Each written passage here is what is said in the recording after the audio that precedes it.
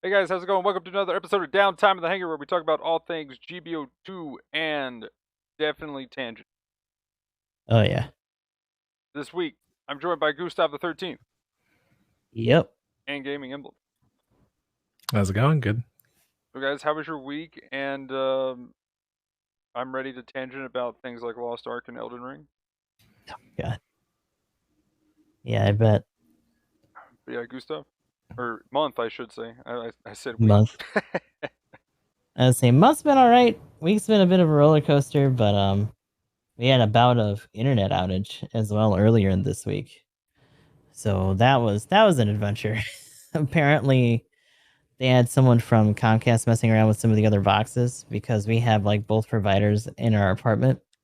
And when they were doing stuff for that, they disconnected my shit and I was just kind of without it for like a couple days. Nice. So we're back in there now. Hopefully that doesn't happen again, but we'll just have to see. But other than that, just trying to keep up with clan stuff. It's been kind of rough for us as of late, but we're still trying to get in there. And looking forward to Triangle Strategy coming up. I've been doing a lot of kind of like Final Fantasy 14, and I also got Breaker 3 from Aoshi earlier in the month. Yeah, I heard he That's been gifted fun it to get too. in there on enough. Yep, so I appreciate that. That's been the long and short of it. What about you guys? As far as my stuff goes, kind of same thing. I'll be playing Triangle Strategy on Friday, so that'll be pretty good. I already got it pre-ordered. My Switch is primed and ready. I played actually played through the demo on both sides. I did a Holy Salt City. I have a testament to GBO2 in that game. Everybody likes Salt and Triangle Strategy. Like fight over it. They would love GBO. But I went to both the Salt City and the ice place. So I can take whichever route I need to. So that's pretty good. Power saves coming. Very good. I got 2 save states. We're ready. Yeah. But yeah, that I've been playing Elden Ring. I also played the demo for Relayer. It dropped yesterday. And that's kind of like Super Robot Wars or G Generations, but it doesn't have like the Gundam IP power. It's almost like SRW or G-Gen Light, but it uses more RPG elements like job classes and stuff like that for your characters, which are waifu and robots. I've gotten one guy so far. Yeah, I was gonna say it, but it seemed kind of obvious. There's a lot of ladies in that crew. Yeah. Um, Japanese anime video games, am I right? Oh But yeah. yeah, so besides that, same old stuff with GBO2. I've had internet, so I haven't had any disruptions or anything like that outside of just real life things to take care of if I'm not on. So it's been all good. So how you liking Elden Ring so far, and what kind of build you doing right now? Well, as far as build goes, I'm just kind of doing whatever I want. I usually don't start out those things thinking about like what I want to build chores. I just play, and if I see something like, oh, I think I want to wear that or whatever. But so far so good. Horses are awesome. I can't believe horses perfected the combat of Elden Ring. It's so powerful. Like movement and maneuverability has always been really strong in that game, but like the horse pushes it up to 10. You just literally kite around, or your beast of burden. I can't call that thing a horse. Torrent's my boy, but he's not a horse. He's like some kind of pack animal, elk thing or something. But yeah, it's good. I like it so far. It's Souls. I will say, for me, the thing I like about Elden Ring the most is it's the other good side of open world, where like Mm. for instance, Ghost of Tsushima, right? A lot of open world elements, and just was like, here they are. It's really cool, and then it led you to things. Whereas this is like the Mm. other side of like, I wonder what's in this cave. Probably death, but I have to go look and see what's over here in this corner. And yeah, I mean I it's had just that the happen today. questionable exploring that happens in that game is just awesome. Yeah.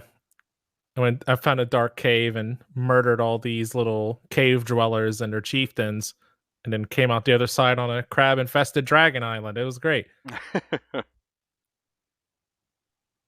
giant enemy crab.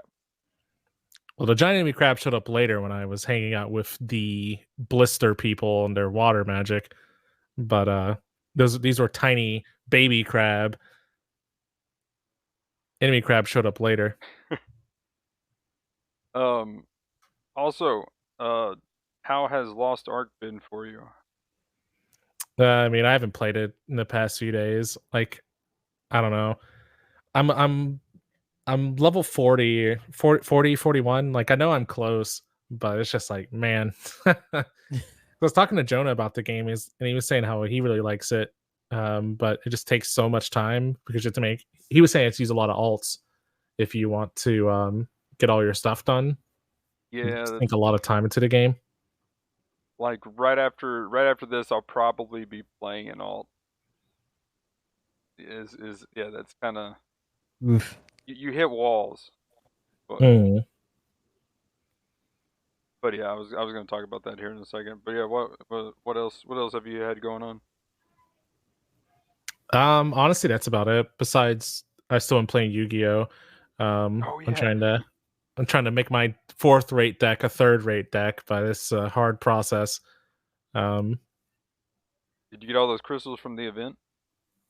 Yeah, I got some stuff. I actually spent some because I was getting close to cap, but I'll have to keep working on it. There's another list that I'm trying to build, but I need a ton of URs, so it's not anything I want to work on anytime soon. I've about finished. I think I've either finished or about finished the Magnus deck. And then I've got the Gustav deck, which is, well, Gustav I got in just about every deck that I can fit that in, because that's gross. You can pretty much just I don't think you're gross, Gustav. Oh, thank you. Gross isn't overpowered. It's a good thing. But no, it's I can't remember if I told you about it, Gustav. It's a artillery thing that like chunks somebody just for pretty much when it comes out. You activate the effect and you just like chunk somebody for 2,000. Damn. Then you go ahead and then you special summon something else because you had that out, and then you just attack them once and they lose. Or if they have multiple monsters out, you get to attack every monster they have, because the thing you come out with is 6,000, 6,000. Nice. And, yeah. But yeah, I ended up with a decent amount of crystals and stuff from that. It was kind of ridiculous. It was funny though. It went from people like trying to lose to people where I guess they changed it, and you could get a bunch of like points, medals or whatever it was, if you actually won or something. Yeah, like they gave it like a multiplier or something crazy. Yeah. Yeah, you have like 10 times the rewards for a win over a loss of your own deck. And that kind of changed everything there, but at first it was like a bunch of just bots losing just the game. Suicide decks. Yeah. But it was a little weird. I hit that for a little bit, but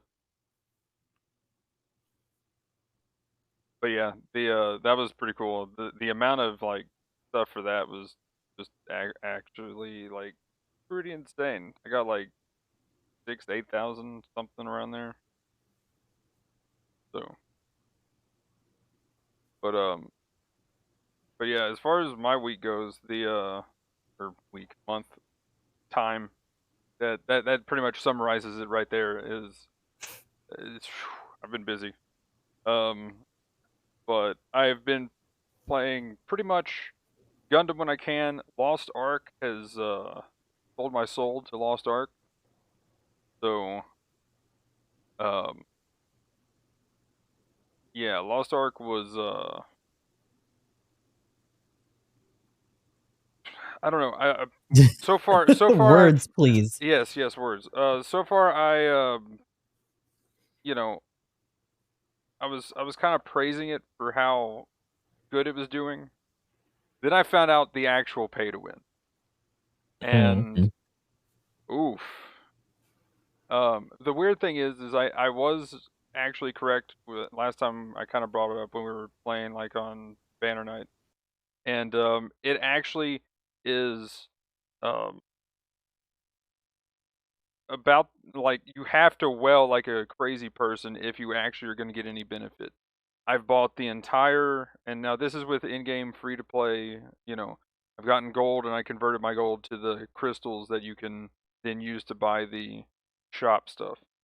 So, but people have to have the crystals, and you buy the crystals from people, and they get your gold for the real money currency essentially. Um, Oh, so you can trade the real money currency for gold. That's interesting. yeah. So the crazy thing with that is I pretty much bought all the secret shop stuff that is able to upgrade my character. In order to upgrade my character even further, I would need to trade even harder, like insanely harder, and in doing so, I would have to accumulate an amount of gold that is obscene to even get another chance at upgrading my character, my main character currently. Um, I noticed you said chance. Does that mean it's not a guarantee? yeah, because the thing is, you got to hone your Like your gear. failure rate. Yeah, Hmm. you got to hone your gear. So that's how you. So once you hit 50, you're essentially there is technically 50 to 60, but the amount of XP just to go to 51 is like more than 1 to 50. So Hmm. that's just something that will happen eventually, kind of thing. And it kind of gives you a few more skill points, is really all, and unlocks a new system at level 52, so you can like essentially get your characters up for free to 50, so you can have more alts a whole lot faster. So this is one of those things that it accelerates for alts. I've already got another character in T2, but that's the gear score essentially. So you got T1, T2, and T3. Um, right before you go to the next tier, there's a wall where you kind of run out of resources because you can get a bunch of resources, and that wall is where the pay to win comes in. Um, the kind of crazy thing is like one crystal right now that I need. Um, they're called leap stones. Is like 200 and something gold, right? So for most people in T2, that's actually a decent bit of gold. Like you'll see, you know, where people are pulling money together early on, something would sell for 5,000 to 10,000. Well, you need that much gold just to actually get another chance at upgrading your gear. And if you failed, then it just went poof. Um, so you're talking a decent bit of money, like probably one attempt might be $100, and that's not a guaranteed boost, right? And where I'm at now, I'm going 14 to 15, so that's a 40% chance of success. And I got lucky and found two of the lucky rooms from a cube. So I got a ton of these things that allow you to get like an extra 20% on top of whatever you had.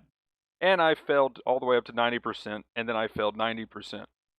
So the salt was real. Like I can believe the that. tilt and the salt was real. And the thing is, it like it's one of those things like the for playing one day, you get 2 to 3 attempts, and I don't know. It's one of those crazy things. Like you would have to spend an obscene amount of money to actually progress faster than just somebody that's as far as the luck aspect is going, my RNG for upgrading is pretty bad. So I'm a little bit behind because of that. But um, other than that, though, the is I should already be tier 3 with what math would dictate. But Just roll better, Magnum. yeah, right. And luckily, as far as my other luck goes, is I've gotten lucky at getting drops. So I got like good runes, I got good like island tokens and stuff like that, which gives you a lot of loot down the road. So that saved me a lot of farming for some things because some people have done like one island, and they've done it like 3 times now because you can only do it certain times a day or even a week kind of thing. And I just went and got it in one go, where people have tried like 10 times now or something. So I've gotten lucky on the drops. I have not gotten lucky on upgrading my gear, but hopefully tonight is the night, or tomorrow is the day that I hit T3. And then I got to get lucky and get T3 gear in one go, because that could end up Oh. being a daily possibility of failing. Magnum, you can have all my luck, buddy. I hope it works out. Yeah, good luck. It sounds unfortunate. But yeah, that's kind of the big wall that people are running into, and that's kind of the hard part about the game. And I don't know whether it's I'm kind of curious if it's a thing where it kind of came about because they kind of just released Tier 3.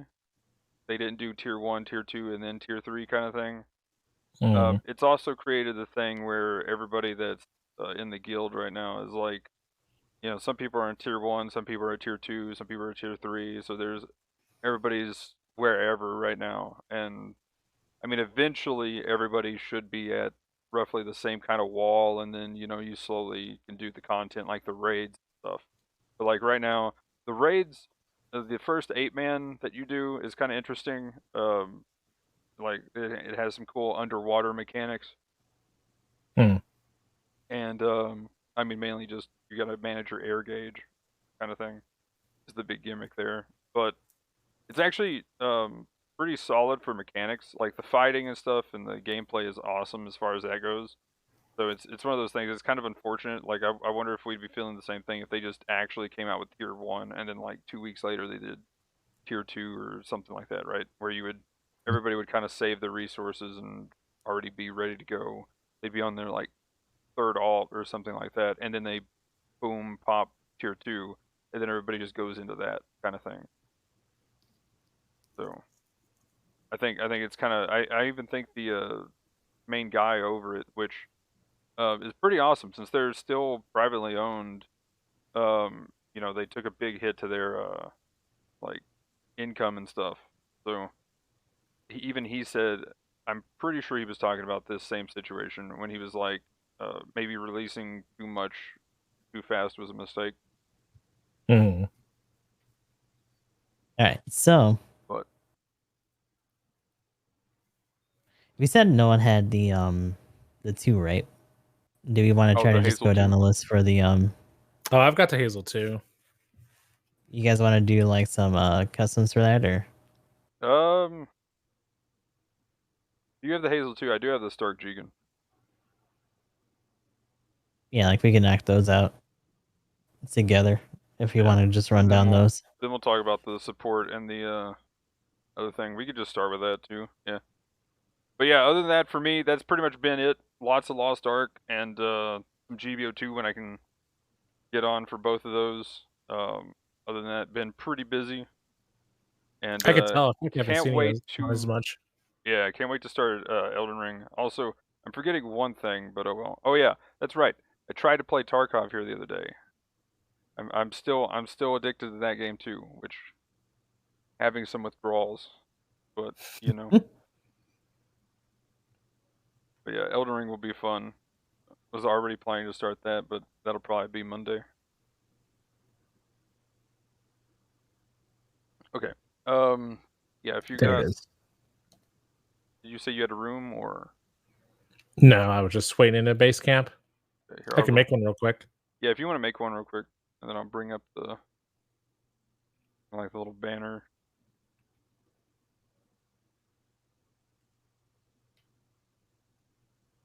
But yeah, Hazel. Gustav, you're playing the Jegan. What cost is it?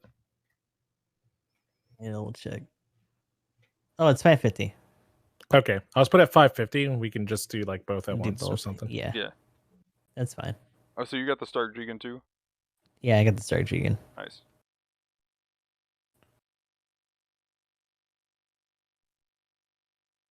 In fact, I think out of that list, that might be the only one I got. I didn't get the 2, I didn't get the Bulldog, but I got the Stark. Yeah, that's the only one I I got. got. Thumbs up. I got the Jamru like super late, as well as the Black Rider, but like that was a while. Those have been out the for Black a Rider hot too. minute. I wish I had 2 melee weapons. I need to get used to playing it. All right. Y'all can join out whenever we need Alrighty. to go over to I'm suits. coming. But yeah, Hazel 2 though, what do we think of it? What's good, bad, or otherwise? I mean, it's been pretty aggressive. I've liked seeing it. I wish I had it. The heavy attack that it has, like the initial stab, actually has extra phantom range. Like it's fucking doing a force push on people. They haven't touched that since these unit adjustments. Spoiler alert, but so it's Honestly, sitting pretty good in its spot where it's at. yeah. And at this point, I think that the phantom range on the stab attacks are intentional. I mean, the O has it. Yeah, like at this point, it's like, yeah. At this point, it's just like, nah, they're not gonna change it. That's just part of it now. But it's been noted, it's been clipped and thrown up on Twitter by people and shit. So like, it's still something you got to keep in mind. The Riga Z, though, I still feel is like kind of the better suit at this cost, because it is a 550 base, right? Or is it 500? It's 550 or it's 500. It is Yeah, 500. it's Oh, 500. okay. That's Well, why then, he was. That's why he was asking okay, the yeah. cost of the Jegan. So I guess it is kind Yeah, of the in like, between. room cost. So no, it's rolling the wrist at 500 for sure. Okay, yeah. That's okay. That's pretty awesome. Like it has to contest with the, it has to contest with the Nero, but the Nero, even though it's more common, I wouldn't say it's the better of the two. So yeah, that turn. Yeah, and I is think it gross, depends on though. what you want to. Like, because they both had the turn too. So Yeah. like, I think the trainer might overall be a bit of a better pick, but like Coraz is saying in chat too, the Hazel can do a stun, and the heavy charge is so fast. You can do a stun into a heavy attack confirmation as long as you don't mess up the timing or something like that. It's on top of just being able to bait people out with this spin, and you have stealth with the smoke. It can be pretty good. Yeah, The only spin's really downside gross. is you have to rely on just maneuver armor, but that's more of a latency issue than a problem with the suit itself. Yeah, that's one of my complaints when we get to the EWAC Jegan. That's one of my big complaints there. good old camera Jegan.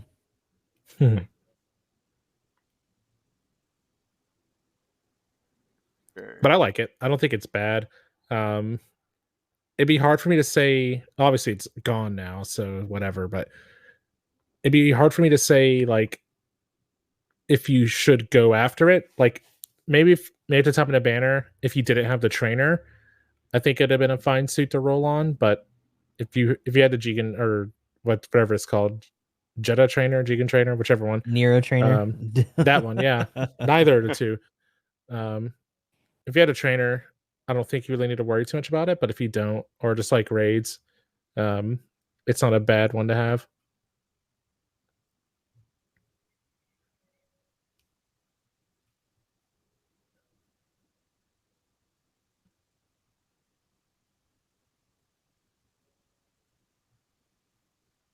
Man, you said you were bringing something up. Yeah, I'm pretty much good to go. I'm just gonna. All right, we're gonna switch to gameplay. Yeah. Oh, okay. I'll switch over real quick. Not that one.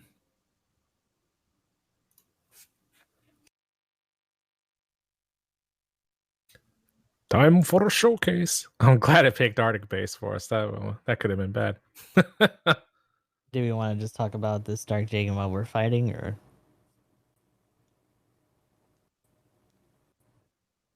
Yeah, we can go ahead and bring up Stark Jegan stuff too.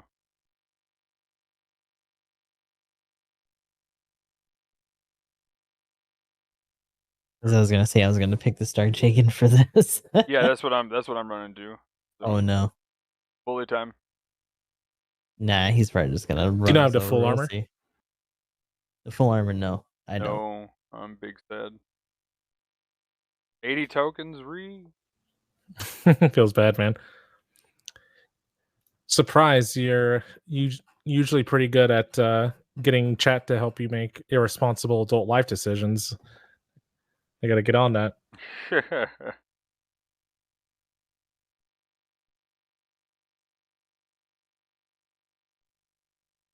Here we go.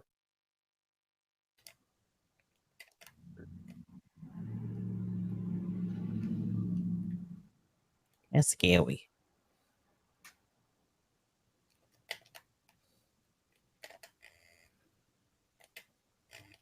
Ooh. That kind of works. It did a decent amount of damage, but yeah, like having to chew through that much MA is gonna be a little rough for this thing.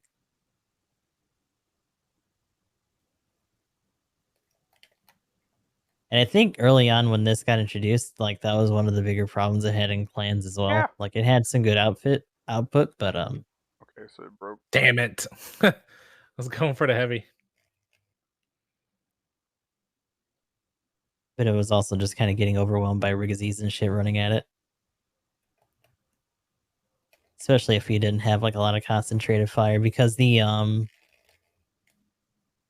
want to say the missiles, the shoulder missiles stun in like 1.5 volleys or something. I don't think it's all. Is it all 3? Yeah, it's 3. But I don't know if I think it ends up only being about 100 because. Yeah, there we go. Oh, my leg. Okay, so yeah, it is in 3. So I wanted to double check on that.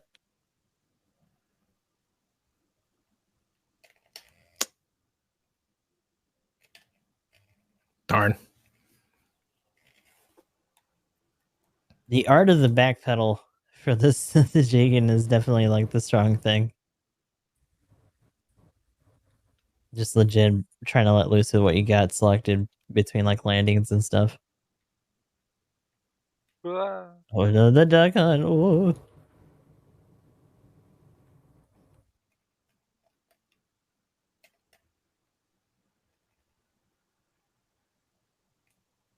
I'd say it's been doing all right in Wow. pubs. I actually saw a couple when I was doing matches before we started to. The shotgun is actually a shotgun with the shrap going on, but I love it. spacing and timing when it comes to when it actually like lets loose. Because it's not kind of doing it the way that the DJ does, sometimes you can miss pellets. And also oh my gosh, that stunned me. And then he knocked me over with the fucking tackle. Like, goddamn. We'll say Are you though, charging up for getting that? a raid with it feels pretty good.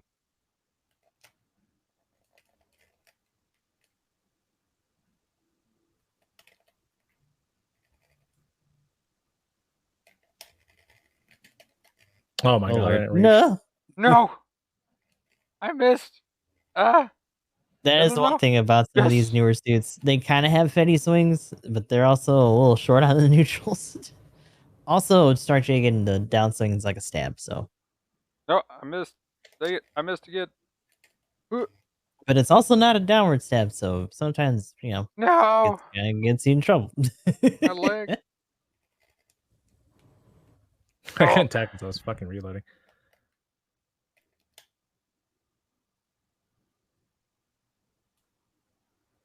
Night pot smoke. But yeah, as far as the Stark Jegan though, I do like the shotgun. I like the range kind of focus on its weapons. Oh. Of course, I'm a fan of that, so. I should have just went to the shoulder missiles. Oh. Darn. Oh.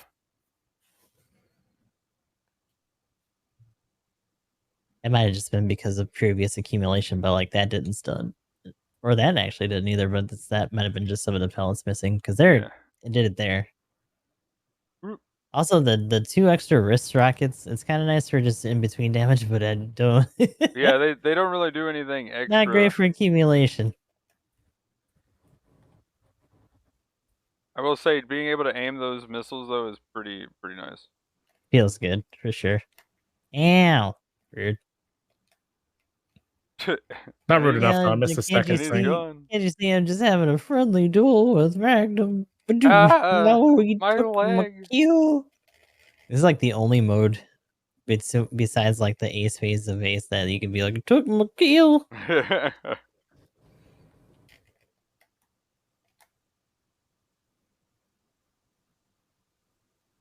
but Okay, yeah. or I can just miss a bunch of shit. Goodbye.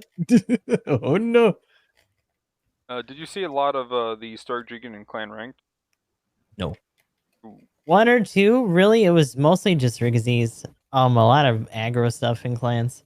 No. Because even though it does have output and it can do some decent cumulative, it kind of doesn't matter if they can just chew through all that and sweep half a bunch of your team with heavy swings and other things that just hit harder. Because they also have that's right. I ranged have a stuff on dodge roll. those Fucking too. shotgun. So we saw maybe 1 or 2. Shotgun A lot OP. of the other things that we saw were surprisingly a fair amount of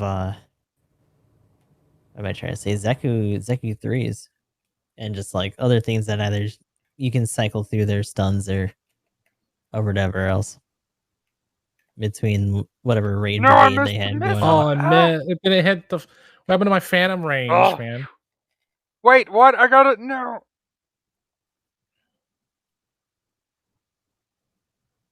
Oh lord. No. How Oh, this dare is you? awkward.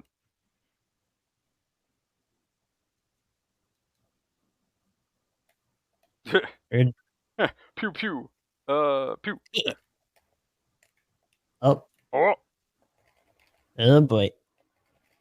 Like how my heavy didn't come out. Yeah. That was pretty fucking cool. Was it just short or Whoa, was whoa, it because whoa, of the whoa, landing? Whoa, whoa, whoa. Ah! Damn it! Damn it! No. Oh, very control there. No. So the charge time on the heavy for the Hazel, I think it's actually like stupid fast too. Oh god, I'm done. Oh, I swung should have before you been. moved, so I I couldn't should have fucking been. attack. Aw. It's so unfortunate.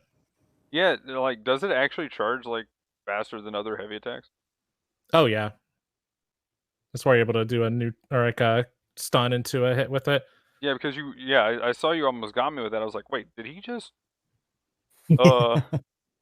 It'll fuck around. Yeah, honestly, in that one case I would have if I didn't attack with you first. My ready up Yeah. was delayed because I just used my sword, so I had to wait a second. That's kind of what I was expecting to happen, but yeah, you're right. The in between, it's too much time. Yeah, because like when I'm up against a support or something, I have to burn your guy's dodge roll.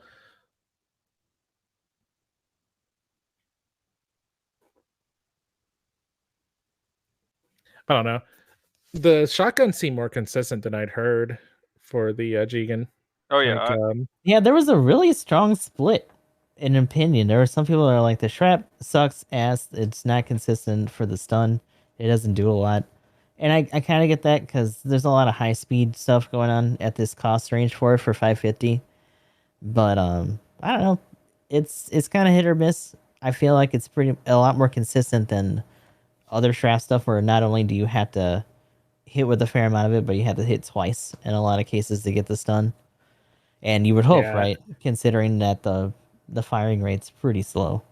So. What I think seems like it's more along the lines of a true shotgun than say like the Z2 or the other ones. But I don't know. I just heard it was kind of rough. Like it seemed like it seemed like it was less reliable than like the Dija, but not quite as good as like a main one for sure. I don't know. Yeah, I can see that because like the DJs is pretty much like the second it comes out of the barrel, it's already like spreading out. It's pretty much just a shotgun in a bazooka shape, even more so than like this or the other Shrap.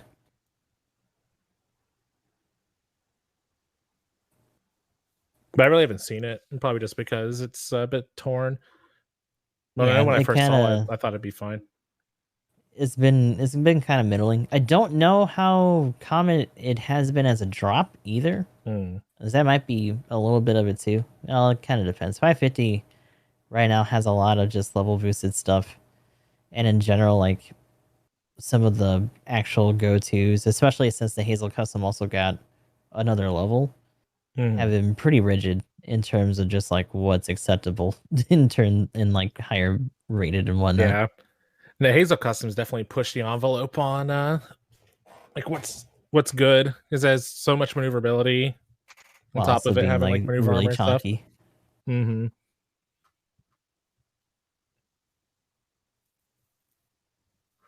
I want the shield booster on the Hazel too. Oh my god. That'd be It'd be crazy if they fantastic. started just adding extra like configuration versions of these. I'd be ready. So yeah, I mean, we kind of talked about the stun value, but as far as the weapons and stuff on both suits, what do we have for some stats on the Hazel 2?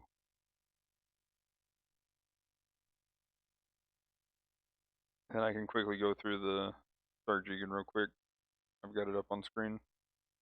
So like Okay, if you want to do that first, I've got it pulled up now, but you can go ahead. okay, so the shrapnel bazooka, it can use the Stark Jegan hyper bazooka, which I just realized that's that one. Um, so you can't get the shrapnel on the new Jegan. I thought you could actually get the shrapnel, but you get the hyper normal bazooka, don't Yeah, you you? just get the regular. Okay. Oh. Um, but the shrapnel though, definitely pretty hype. Again, I think it's a kind of like a get good kind of situation for the consistency of it. Because if you've used a lot of shrapnels, it feels kind of like that. And then, just with the super high stun value and crazy damage too. Um, then it has the beam rifle. It has the 3-2 missile launcher pod. Okay damage, but stuns in 3 hits. If they have maneuver armor and stuff, you need a little bit more. And then you got the armed grenade launcher, which does about the same damage, 2 shots, very low reload time. So kind of a little like, here's a little extra damage or something to finish somebody off with, kind of thing. 17,000 health, 25, 20, and 20. So decent resist and okay health. Definitely lacking a shield, but has range and melee 25 for both. 125 movement speed, 15 top, 75 thruster gauge, 12, 18, and 10 for the part slots.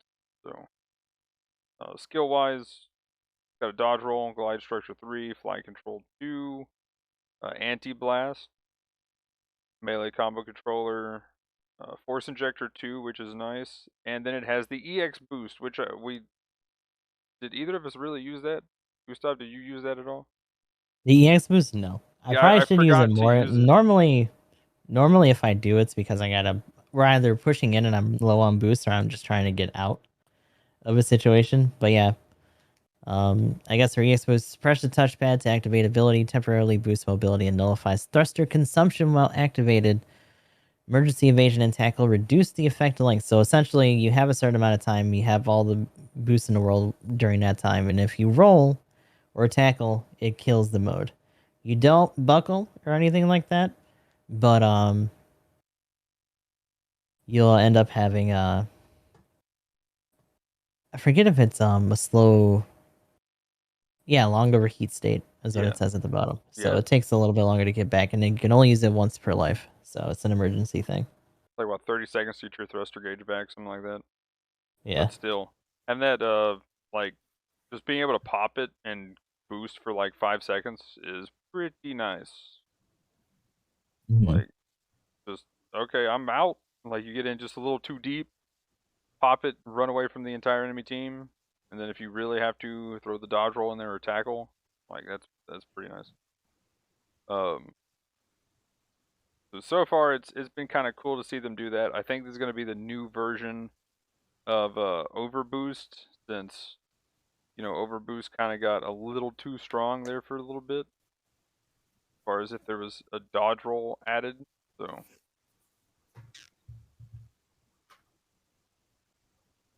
but But anyway, what do we got for the Hazel 2 in comparison?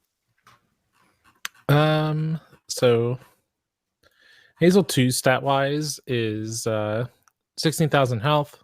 Ballistic defense is 14, beam is 16, melee resist is 30. Shooting damage modifier is 8, melee modifier is 38.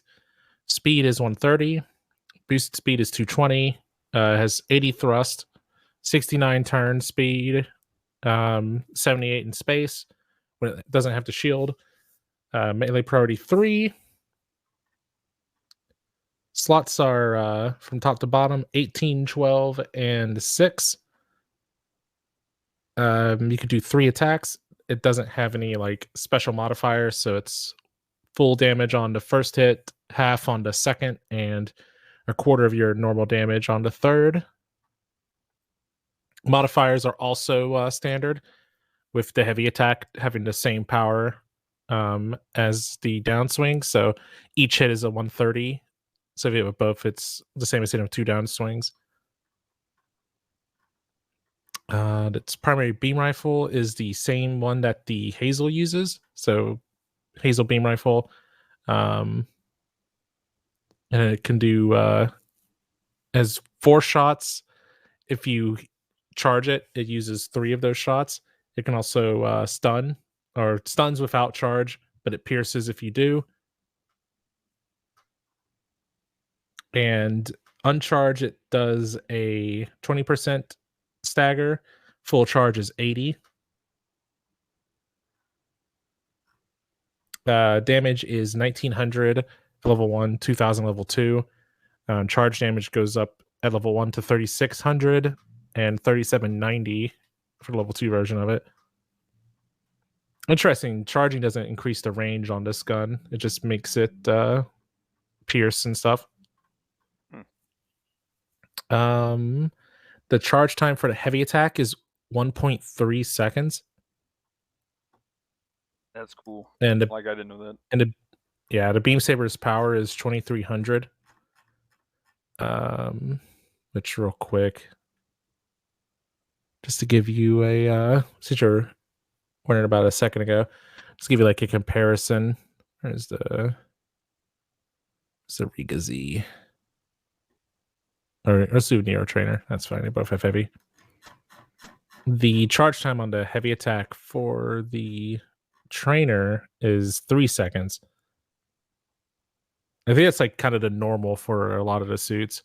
I think Riga Z's might be a little bit faster, but for most of them, like I think the Gaz and stuff like that, they charge in about 3 seconds.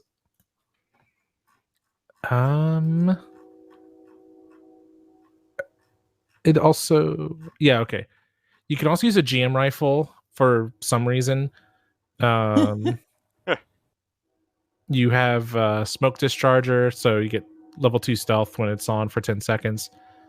In 1 moment. Sorry, I got to train. Hold on, Magnum. Great OP. I can train.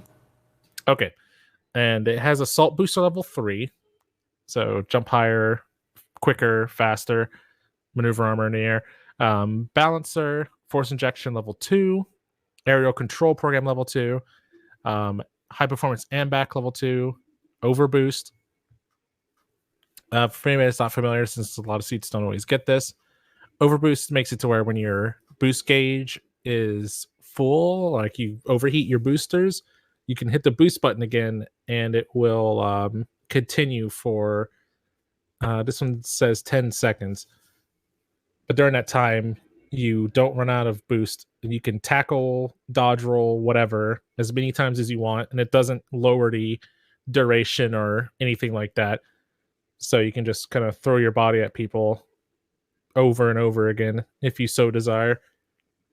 But after the effect is over, you get put into a pretty much a hard stagger state where it's even worse than getting put to a knee, I think. Has a combo controller 2, heavy attack, maneuver armor level 2, back armor or back option cushion for its big wings and stuff, damage control level 1. Shield has the shield stance or whatever. Makes it to where you don't stagger when your shield gets destroyed. What a skill. So good.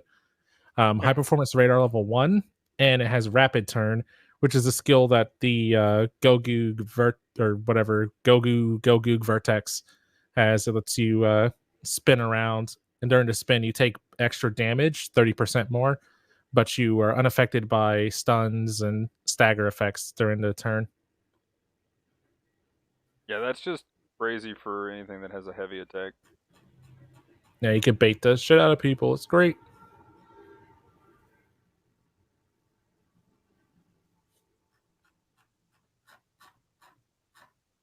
On a side note, real quick, we actually have the clan suit in our match that I'm doing right now. Ooh, Hey. it got buffed too. Well, I don't think like fully directly, but I mean, we'll talk more about that when we get to it. But yeah, that was an interesting adjustment for a lot of those.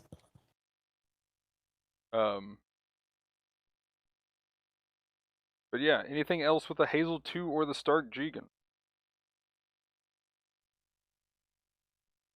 Nope, still want one for the Hazel 2. Stark Jegan's been okay, but hasn't been super relevant for me. Okay, so the next suit on the list is the powered GM3 full armor. The Bulldog is finally here. Yeah, this thing is pretty interesting because I will say it's got a really cool grenade launcher thing, so it's pretty much like the Dagdaw AoE. But then it has all of the missiles. It feels like the kind of like the beam rifle from the GM Dominance. And then it's got the cannon, so it's got a lot. It's got full 8 weapons. The main thing for me, it feels like one of those things where it's like, here's all these weapons, you have to use them all, but you know, it's one of those things. It's very shooty, but I feel like a couple of the weapons could use, you know, a slight numbers buff, because you are swapping through everything. And then it has the weird melee like gimmick of the melee tackle thing, and I'm like, I don't see that being used too much unless you just find a general and you know there's nobody else around, and then you're gonna like melee tackle on them. So I don't know. It's very weird with the skills because of that. It has that powered or GM3 powered gimmick, but BBs needs to not be cowards anymore and give support double tackle. right. It used to be we would say that about a bunch of raid stuff, and now it's just like, please supports. But I will say the I'll stay on that train. Keep buffing raids, please. Yeah, I mean they got the Oof. momentum now. I don't know if that's gonna Oof, stop. no.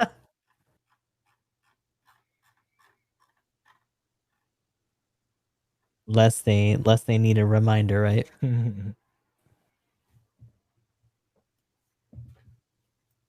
But yeah, overall, I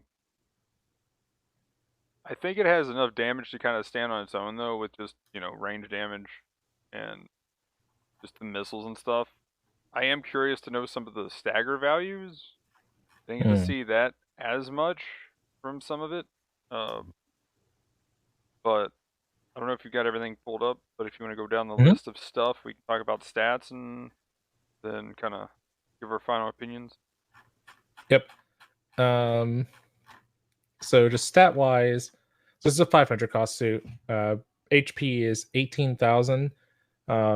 Ballistic defense is 20. Beam resist is 24. Melee resist is 22. Its ranged attack modifier is 25. Melee is 15. It has 115 speed. Boosted movement is 185.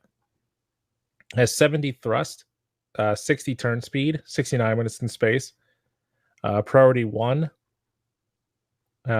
Special note, it has a special counter. When you counter people, you fucking unload on them. It's awesome. Part slots from top to bottom, 8 17, and 11.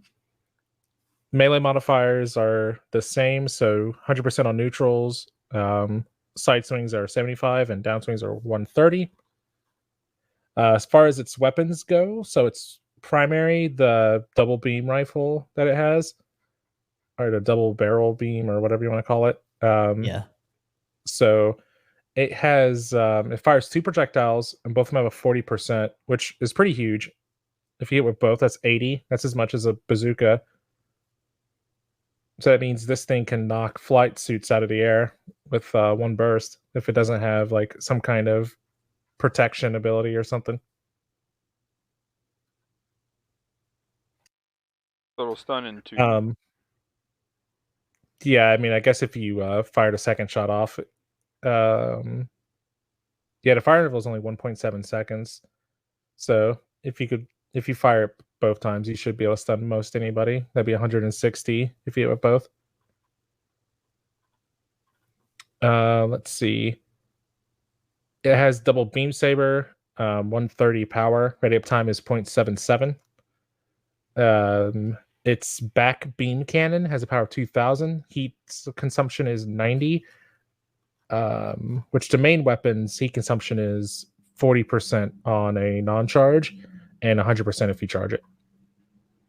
And you don't get any like additional benefits for charging it besides looks like bonus damage. Yeah, I was hoping here it is. Stun. So the beam cannon is touching back on that. Has a range of 400, and I skipped the range on the other one. The rifle has a range of 350, but it doesn't say anything about stunning. I guess the beam makes it stun too. I'm not sure. 2 shots, non-focusing, moving, shooting possible. Non-focusing with stagger, or non-focus causes flinch. Staggering. Okay, yeah. So if it's full charge, it looks like it causes a stagger. I think. Sometimes the phrasing is weird on here. So the stagger value on the beam cannon is 20%. Okay. So you could technically like do double shot, and if you have both, follow up with the beam cannon and knock out level 1 maneuver armor. Let's see. So the next weapon on here is the missile launcher built into the chest ×2. Yeah, that's the one I'm wondering about, the stagger value on that. So the damage is 100. It has 20 bullets or missiles in a clip. Let's see. Range is 400. It's like it fires 2 at a time. And there's no stagger value mentioned on the wiki. That's interesting. Yeah, that's what I heard, is like it doesn't have much stagger value with some of its weapons. Maybe in this case it has none. Yeah. It's curious. Yeah, I don't usually, like, if the number is not there, they just will have a dash or something, like they'll show the value for it and just have be a line. But in this case, it's not even there. That's incalculable. Yeah. And SRW turns just 90%. question marks in there. Shoulder missile pods have a power of 300. Has 12 bullets in a clip. Missiles even. Range is 350. Stagger value on the missile pods is 1%, so you're not stunning much with that. Lumbar injection grenade ×2. 800 power. 6 bullets, missiles, grenades, lumbars. Range is 250. And so it fires 2 shots at once. Yeah, actually, I think it does. Yeah, that one does 10% per missile. But yeah, that's kind of the instant stun, like hip grenade launcher kind of thing, if you will. Yeah, because it says stagger at shooting, so you're really just trying to. Hence the lumbar. Yeah, you have lumbar support. 6-legged missile pod, 250 power, 12 missiles. Range is 400. So this is the one that puts the dot on people. Stagger value is 5%, and each dot ticks for 300 damage times 5. Yeah, that's the Um, that's kind of cool that it's actually a bit more than usual. Pretty solid damage. So last up is its grenade launcher. That's the little spark party that it likes to drop everywhere. Base power is 300. It has 5 bullets, and the range is 400. It says movable shooting, so I guess you can fire on the move. So this one puts kind of similar to what's the suit with the EMP grenade? I think it's the Doas custom. Yeah, Doa's custom has something Yeah, similar too. yeah, very similar to that type Oh, of okay. effect. You put a lightning field down, and for 4 seconds, anything that's in there takes 8. The maximum hit time is 8, but it's 300 damage per tick, and after you're hit, you have 10 seconds of a jamming type effect. Yeah, I've been kind of comparing it to the Dagdoll, but yeah, the Oz has it too. Yeah, Dagdoll is definitely the most current besides that, but like that's the first time Does that the we saw something Dagdoll's like it. cloud jam? I don't remember. I just know it fucking hurts, but I can't remember Yeah, if it that's. jams. I just know if I hit somebody with it, they're It does exploded. it Right. all. But I can't remember if it jams or not. The other thing is that of course it's good for taking out infantry and stuff too, just for the AoE.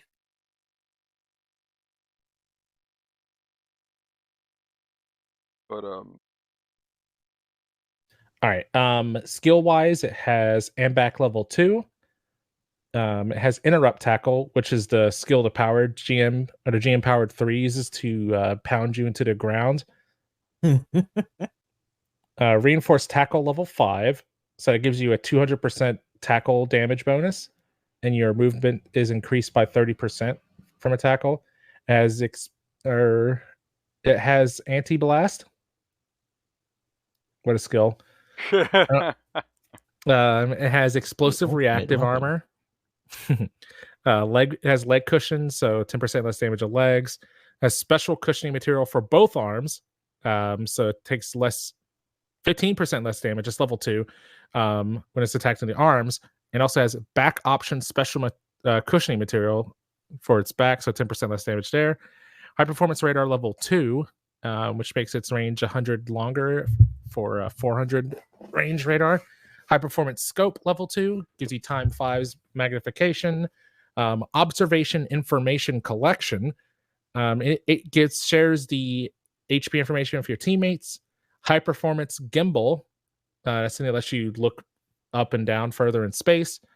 And it has parallel search enemy parallel processing device, which is a skill that lets you see your radar when you're scoped up.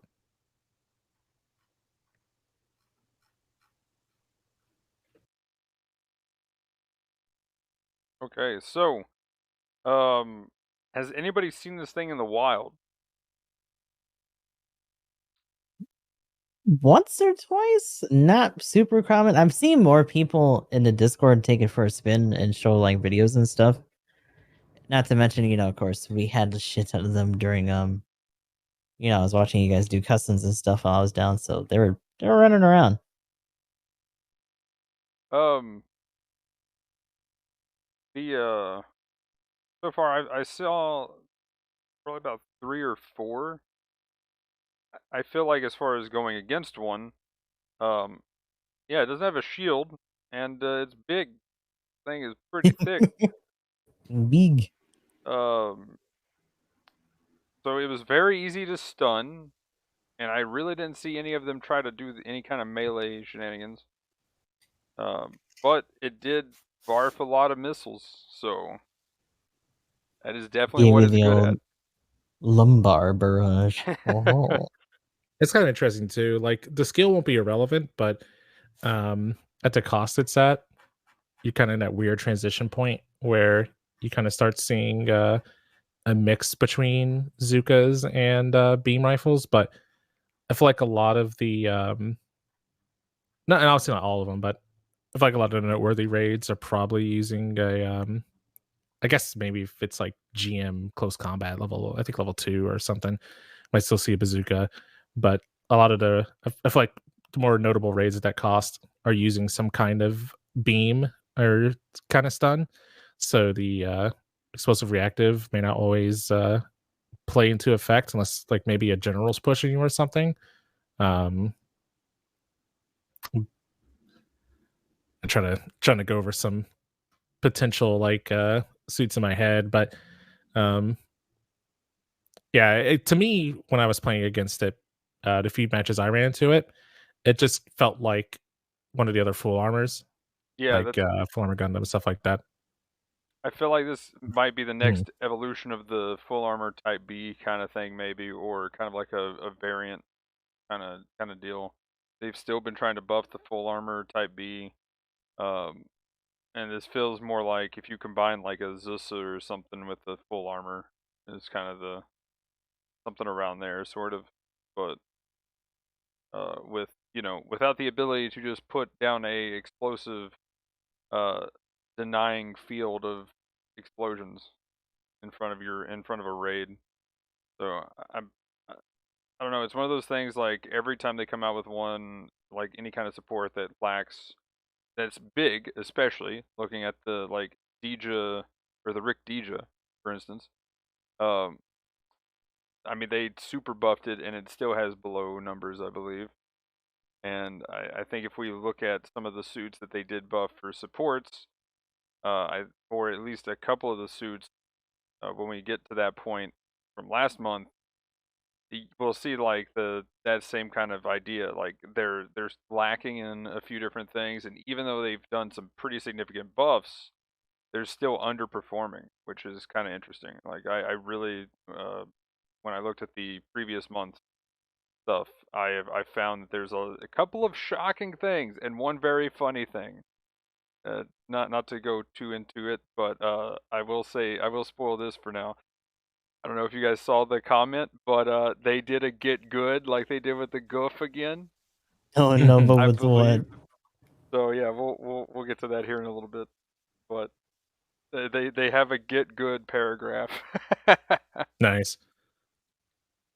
But anyway, but yeah, overall I definitely want this thing. Like it's a 2-star. Hopefully I'll get it at some point.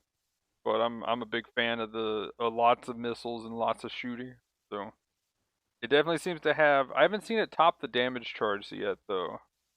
So that's why I'm kind of concerned that it might need a little bit of a damage buff where it has so many options. And I feel like that shoulder missile thing, like I don't know if you've seen the missiles go up, but they have like the weird, like the Rigelgu mixed with like almost even as bad as the what is it, the Doven Wolf? Like how its missiles go up and then forward kind of Yeah. thing. Like it's about that bad, or what? No, aren't they more like no? That's what it is. It's almost like the missiles from the MLRS, only little tiny missiles going up and flying at people. That's right. They're like actual Almost volley. fly high.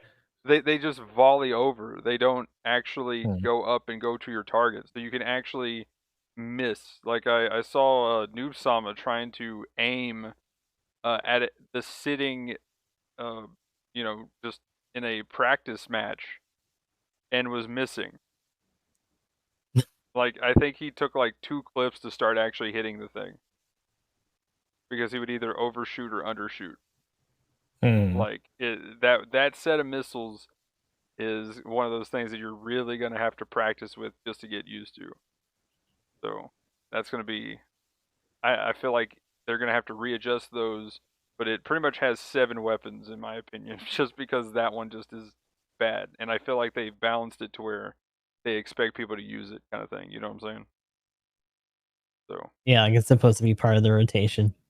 yeah, and that's where I think a lot of these suits where they give them all these weapons kind of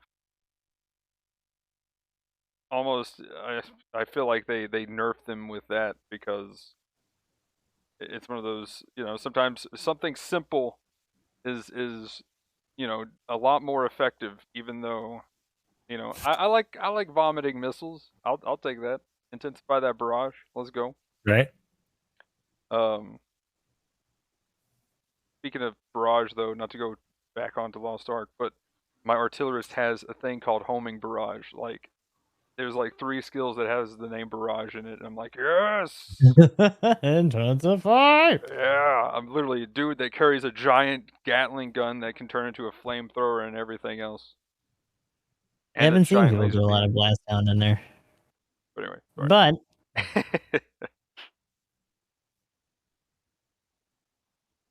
but yeah, what Gustav? Sorry. the next thing. Oh yes. The EWAC Jegan. Now we're current. Whack. Hey, Okay, so I'm just gonna go ahead and say it. I think this thing is bad. damn. It's got possibly okay melee potential, but the beam saber damage for base is kinda mid. And this is it trades way too much for the utility. I will argue up and down that because you have the machine gun, the Isaac Oh no, here we can go. yeah, Don't do this to yourself. Don't do it. I'm doing it. It It's too does embarrassing. damage. It does damage. I promise. It's bad. This is another reason. But the Isaac, I would argue that you can actually hit good damage numbers, right? And I've personally have topped the charts for highest damage. You definitely have to use the grenade and not miss. But I mean, you can actually hit some good damage numbers. With this, you just got the stun option. And with the other one being I thought the shrapnel bazooka would be kind of cool, but if it's just the hyper bazooka, I don't know. Like, I'm not. My understanding is just a hyper bazooka. But yeah, it is just the hyper bazooka. Wait, no, it's both. Oh, is it? Isn't Wait, it? what? Or do we actually have? I don't think it I'm gets pretty both. sure because people mentioned that it didn't have the trap before too. Pretty Oh, sure it's that's just right. the That's one. right. There's 2 levels of the normal one, isn't there? Because it's it's 2 levels of normal one, and then Yeah, there's I a remembered rifle. seeing the 2 question marks, and I was like, wait a minute, is it both? But no, it's just there's 2 levels of those. It sure ain't. Never mind. If it was, it would probably be a lot better. Yeah, like that's Then at least you could throw the trap on there and like chew through people that are trying to like get up on you a little bit easier. yeah, and it has hardly anything. It doesn't have anything for maneuver armor, and the only thing it has is maneuver armor. So, like, I don't know, it's a bit on the slower No side, roll either. and it's set up to be a melee suit. Like, that's the weird part. It's all of its stats are like go melee. Well, that's because BB's. My opinion is that BB wanted the EWAC Jegan to act as a like supplemental frontliner of some sort. Yeah, an actual like also- midliner. Yeah, that can actually and just mix in the spotting effects. But the problem is like maybe the stealth level 2 or however much they value the camera options, the tax is just too high. So you run into the issue of like, sure, you have the instant stuns with either the beam rifle or the bazooka, but if anything is, there are so many suits at that are played around that cost of 550. So like level 2 Hazel, I don't know, Dryson, stuff like that. Any of the like other opposing frontliners are going to see the enemy raid. Anything with maneuver armor, you can't even stop it really unless you can't even stop it if you're running a beam rifle. You'd have to hit it with your missiles.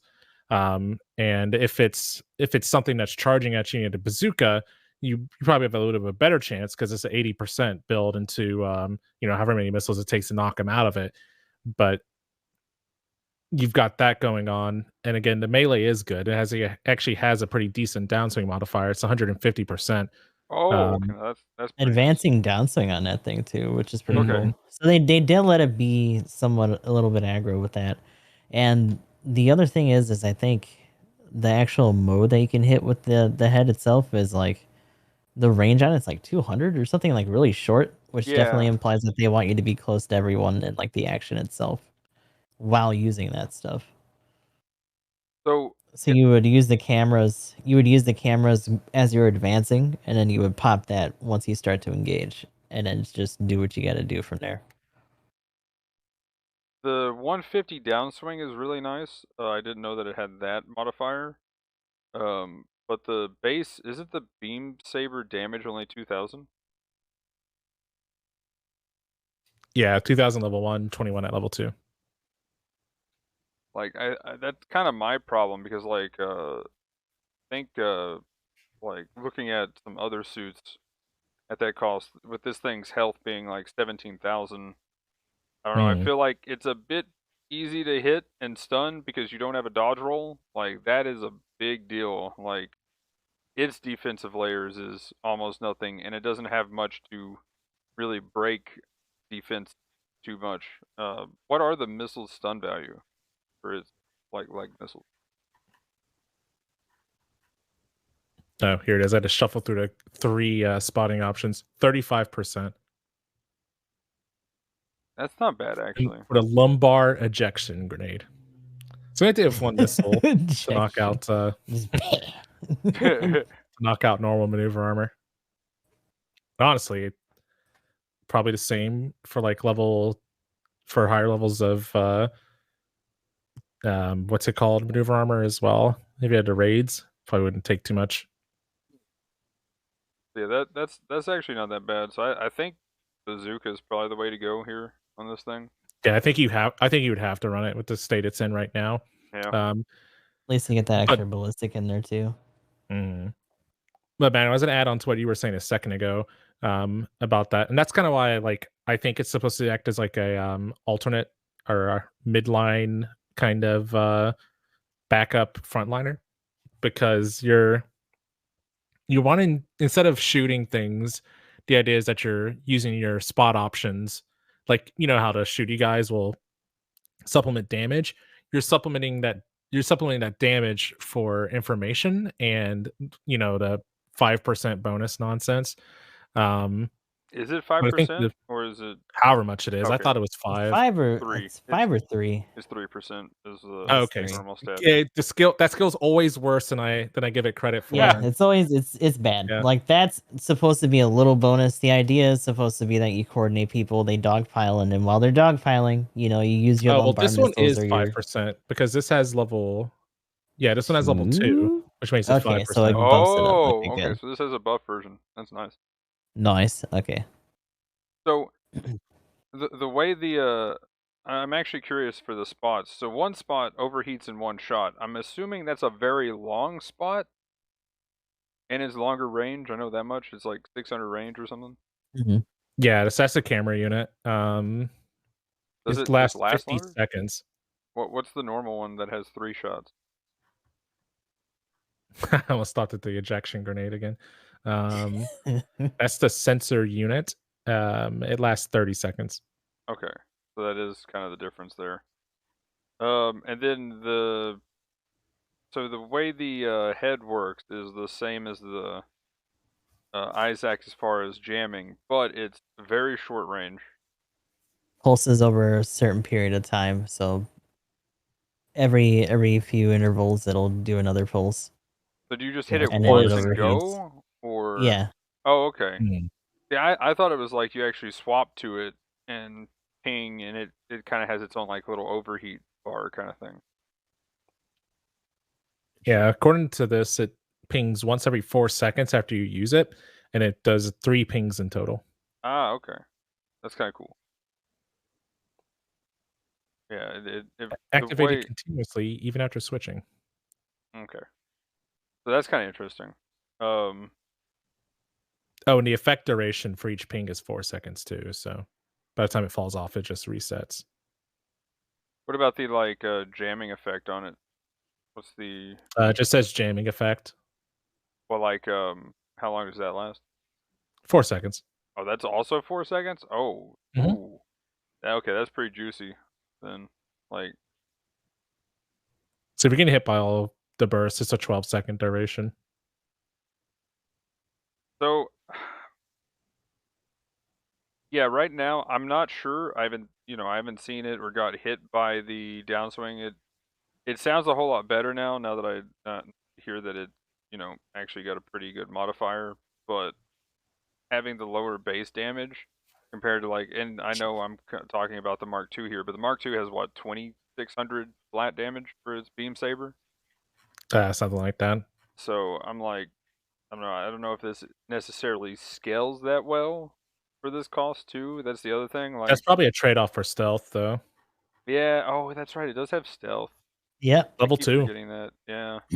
Which I think is why a lot of people are like a little confused about the approach for that too, because it's like, well, you should be playing it like a stealth suit and kind of like maybe outside mid instead of trying to engage like a regular general. But I think they just want I you think to that would be use a that. mistake. Yeah, I think they just Yeah. want you to use that as a means to do the spotting initially, like when you're doing the advance.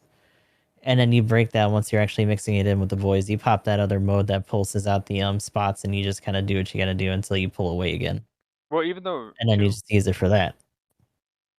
but even when you're playing mid range, kind of right, like you can disappear off the radar, and you can also, because it's level 2, so you get a little bit of leeway too. Like if you try to shoot, but you got to go like around a rock or around a small building or something to Yeah. reposition for your teammate while you're boosting. You disappear, and then the enemy has no clue where you're at, and then you're just like, I'm over here, kind of thing. Pull the old anime classic hi or Nothing something. personnel. Yeah. Hi. But yeah, and honestly, like, I get the idea of what they're trying to do. I do feel like there are certain skills that BB taxes a little too hard. Stealth being one of them. But do you think something that might help, like suits like the EWAC Jegan and the Isaac, be a little bit more publicly liked or something, depending on who you ask, I guess. Isaac is good. Okay. Yeah, Oh sure. god, who is it? Who is it in chat? Who did it? But Uh, do you think if Oh no. do you think if they changed the way the numbers were represented for those suits, it might make it a little bit more clearer the impact that they're having? Like I don't know. There's could be a bunch of different ways, like, because I don't think any of this stuff happens, but maybe having the bonus damage that you give to your allies get added into your post game damage. that would be awesome. Having that bonus damage factor into your assist score. Yeah. That I way, guess like, you're the not thing just for that doing right what you're now is taking. that now that we have another suit that does this more consistently instead of it being like a camera gun or whatever, because the recon and stuff would be factoring into like the overall kind of like weight means of usage. But since we have something that's a bit more integral into, I kind of hope that this comes up in adjustment stats in like discussion when they do those articles. Right? Like, because that's another thing too. It's just like, you God. see in you know speaking of Lost Ark, Oh my god. there's no damage meters in Lost Ark. So it's like, can you win? And that's all that matters, right? For doing raids and stuff. But in a lot of games when there's a damage meter, like the problem kind of arises when it's like oh well, there is a damage meter, but hey, I buff everybody for this extra 5% damage that doesn't show up on the damage meter, so we need it because, on paper, and that's the thing, on paper, when you do the math, a lot of times, a lot of party buffs that you get from a lot of classes in games is needed to do raids, right? And you'll actually do the raids faster, and you can actually start kind of tracking it, or if there's ever a target dummy kind of thing, you can track that sort of stuff. I know one example of that of a game I played was Elder Scrolls Online, right? Certain classes would have debuffs and stuff that you could put on the whatever you were hitting, and everybody would get a little bit of extra damage, kind of thing. So it's that kind of deal, right? So hopefully they do add that, because that 3% could be a pretty big deal. But I think what's happening right now is it's just factoring into everybody else's damage. So they would have to change how that just fundamentally works, because like literally they would have to like take, I don't know, that would actually be kind of hard for them to calculate for you. Be interesting to see them try it though. Yeah, I'm trying to think how they would do that in the code kind of thing. That would be easy enough to. They could give it to you kind of like, I guess, where both people get that extra damage kind of thing, so that you can see yours, but everybody else, like, I mean, there's not like a total team damage thing that actually does anything, so they could just add it to your damage, whatever 3% of the targets, and you just would see like a little number pop up from like a mile away after you mark something. I think that would, I could see that working. But yeah, the 5% though, that's kind of nice. That's actually starting to get into the realm of being something pretty good. Actually, I'm kind of a fan of that 5% instead of the 3, because that's what I was We saying should before. make that the level 1 version. Yeah, But I mean, again, going off of their prior adjustments, 5% is BB's like strong number, right. whenever they make adjustments with stuff like that. So maybe to them that's a big change. I will say too, one thing you said is that they sometimes value things like stealth. I think this thing got Mhm. comboed with stealth and information, and I think they're overvaluing information that a lot of yeah, suits can give you Oh without yeah, a giant I picture. think they need to make So either they need to make the bonus a lot more steep or do something else that actually makes that just better. Because because it's not something that you can rely on being taken advantage of in in pubs that much, and sometimes, especially if you're running really aggressive groups, it's not particularly useful in clans either. So it's not even like a super strong competitive thing. yeah, in clans, the Isaac, I used it in space, and we had some success in space when we were doing clan stuff, just because that can get a little hectic with where people are, Mhm. um, and just Well, being the able to crazy thing mark it is that and like zero there in. are some teams that don't even run suits that do that, Yeah, and then they just go by sight and or just comms or whatever. but that's what I'm saying. Like, to kind of help the synergy of everything. Like, we had success with that just because it was easy to be like, there's the raid or the general that's marked, and everybody just focused in on the one that's marked, because it's like easy to put a target on somebody and be like, when you call the shot, boom, everybody can easily zero in. So it's kind of nice Yeah, for that. But as synergy started to grow, and that's where I was getting, it kind of just is like, I'm just going to use something that has more damage. It's a lot yeah. more easy to just burst, because especially in like clan rank, and also around that same cost, uh, with the Dom barrage buffs, I'm taking the barrage in space. Let's go, and I'll just wait till my teammate knocks somebody down, which I can definitely rely on in clan rank. Whereas, going into a rando game, you hope the guy's gonna combo him and knock him over, and you Just can crossing follow your up. fingers like, please, come Yeah, on. but that is the exact plan when you're going into a clan setting.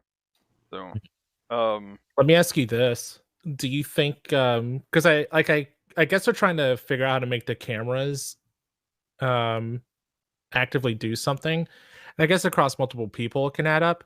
Do you think like support style suits like this might work a little bit better if, like, let's just say it's a 15% damage buff, but instead of it being on a marked target, you would just buff one of your teammates and they deal 15% more damage while the buff duration is on. It's like maybe your teammates about your raids like going down on a support, so you like hit him with the camera gun or the buff gun. We'll say it's a buff gun, um, and they have 50% bonus damage during that duration, I mean, that would be That'd kind be of kind of cool. neat. and you just One throw thing all the that would be cameras in the interesting, trash. and I know it wouldn't make sense, but it would be kind of neat if you could not only have that buff, but also have their radar be buffed, so that you could see more things around them while also Oh, using the sure. observational data link. So Mhm. you just have more radius. So it's like twofold. It still works into the whole spotting thing and whatnot, and it also buffs them so that they can go in and just like finish off a suit or whatever. That's something that I don't know if they've ever really factored in for this game. Typically, they have status ailments, but not status buffs that you can throw on people. It's usually a mode. Right. Either you're close to death or you pop it yourself. Mhm. But it'd be cool to see that. And that's something that we're definitely probably going to see. I forget if I've seen it in any of the showcases for the different suits in Evolution, since that's a very Overwatch-esque game anyway. Yeah, that's what I was gonna say. Mhm. I wonder if we see something like that there. But I have to say, Gustav, that is very big brain. Very big brain. I don't know. It all depends like on it. if they even deem it worthy for adjustment. I think now that we have another recon suit like that in higher cost where it's going to be used more too, we'll probably get some more data and we might see something for it in the next month's unit adjustments. At least mention if they don't actually jump on it to do something. Right. I think we'll definitely see the EWAC putting those notes at some point for sure. But So it'll be overall, cool to see what they have to say when that happens, because then we'll just have our answers for all this. yeah. Yeah, I'll have to wait until at least a month after because I can't just have the suit released. That'll mean it was bad on release. Yep, heaven forbid. I mean, even though they very quietly had to fix or patch things for Right. other suits. I feel like we could see this as a literally 1 month. Have we seen suits that have been 1 month yet? Like literally by the end of the month they get buffed? Or the next I month? want to say we Again? joke about it a lot, but I don't remember if we have. Yeah, I don't know if we've had one yet or not. I know we've had one literally the next month after, for sure. But I'm not sure if we've had the literal next month. But Yeah, I could think of it like same day or same week adjustments. yeah, but that's when things get broke, especially Or raids. before release adjustments, you know. Actually, has there ever been anything else other than raids that have been nerfed because they accidentally broke something and made them overpowered? Or No, it's because acceptable? raids skirt the line between The human and only god. So the only other adjustments like that have typically been like have to be careful sometimes. Oh, like oh my! too OP, too strong. Yeah. Well, you know what's funny Generals are now is always that Skirt the gods. line. now that they're not even specifically, they've done the buffs, right? And some of them are kind of like, oh, soul boost, okay. Well, it's actually cool, right? But it wasn't that much. They just crammed a bunch of shit into one thing, and that was it. But now they're letting a lot of other stats and abilities rock for raids. And what are we hearing in chats and in forums and stuff? It's like, ah, these guys are busted. What the fuck? I can't believe raids are ruining the game and shit. And then, Yep. you know, I think every generals other are ruining opinion the in game between and shit. personally. But I also like to play raids. This is true. I will say with this suit, I am surprised to see it have the radar stuff not on a support because this, you know, what do you think? Yeah, if we all this thing thought it a was. I support? thought it was gonna be a support. Yeah. Yeah, I thought it would be support too. I That think just if means it we're was a going to get one of support, these they. types of suits in all three categories. Well, it's interesting, right? Because they gave him maneuver armor, but did they give him maneuver armor, right? But they didn't give I it think it a does, yeah. roll. Yeah. Like That's stealth that's tax. yeah, stealth and information tax. It just hit this thing really hard. So I don't know.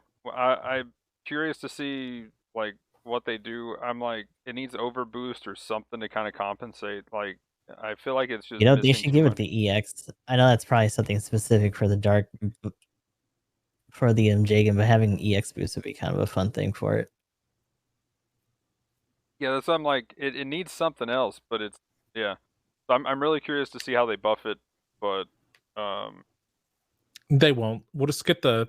I thought the second version. You know, I remember we were talking about it. I was like, the Isaac 2 is going to be the good version of this type of suit. I guess I was wrong. So I guess we're waiting It's for the always raid better when version. it's on a general. oh my goodness, I was Yeah. joking. I was about to We're joke waiting, about. we're waiting for the raid version. No, It's gonna dude, be the it's Ewok, they gotta go Chad, back. Zach. They gotta go back to the It's gonna be support. amazing. They They're gotta gonna put they're it. gonna give it. No. It's gonna Oh, have this is- overboost and it's gonna have a heavy attack. It's gonna have a heavy camera Oh, attack.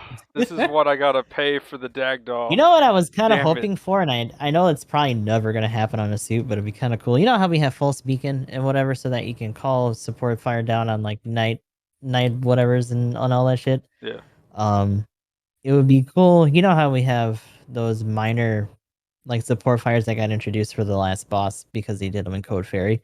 It'd be cool if you could call those down with like a laser dot or something. Oh yeah, That'd be cool. interesting.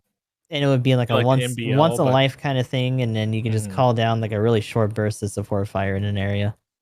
Now Oh that'd be yeah, very you chaotic could for both the touchpad it enemy and though. for you, but like yeah, touchpad it Yeah, and just have it like just dot down aim on a spot forward. and to be like ta-da. That'd be kind of cool, actually. It would also give you a reason to be like at a vantage point and then also scoping in depending if you want to be more specific with it. But I would assume people would just do it really fast and then boost away like nope.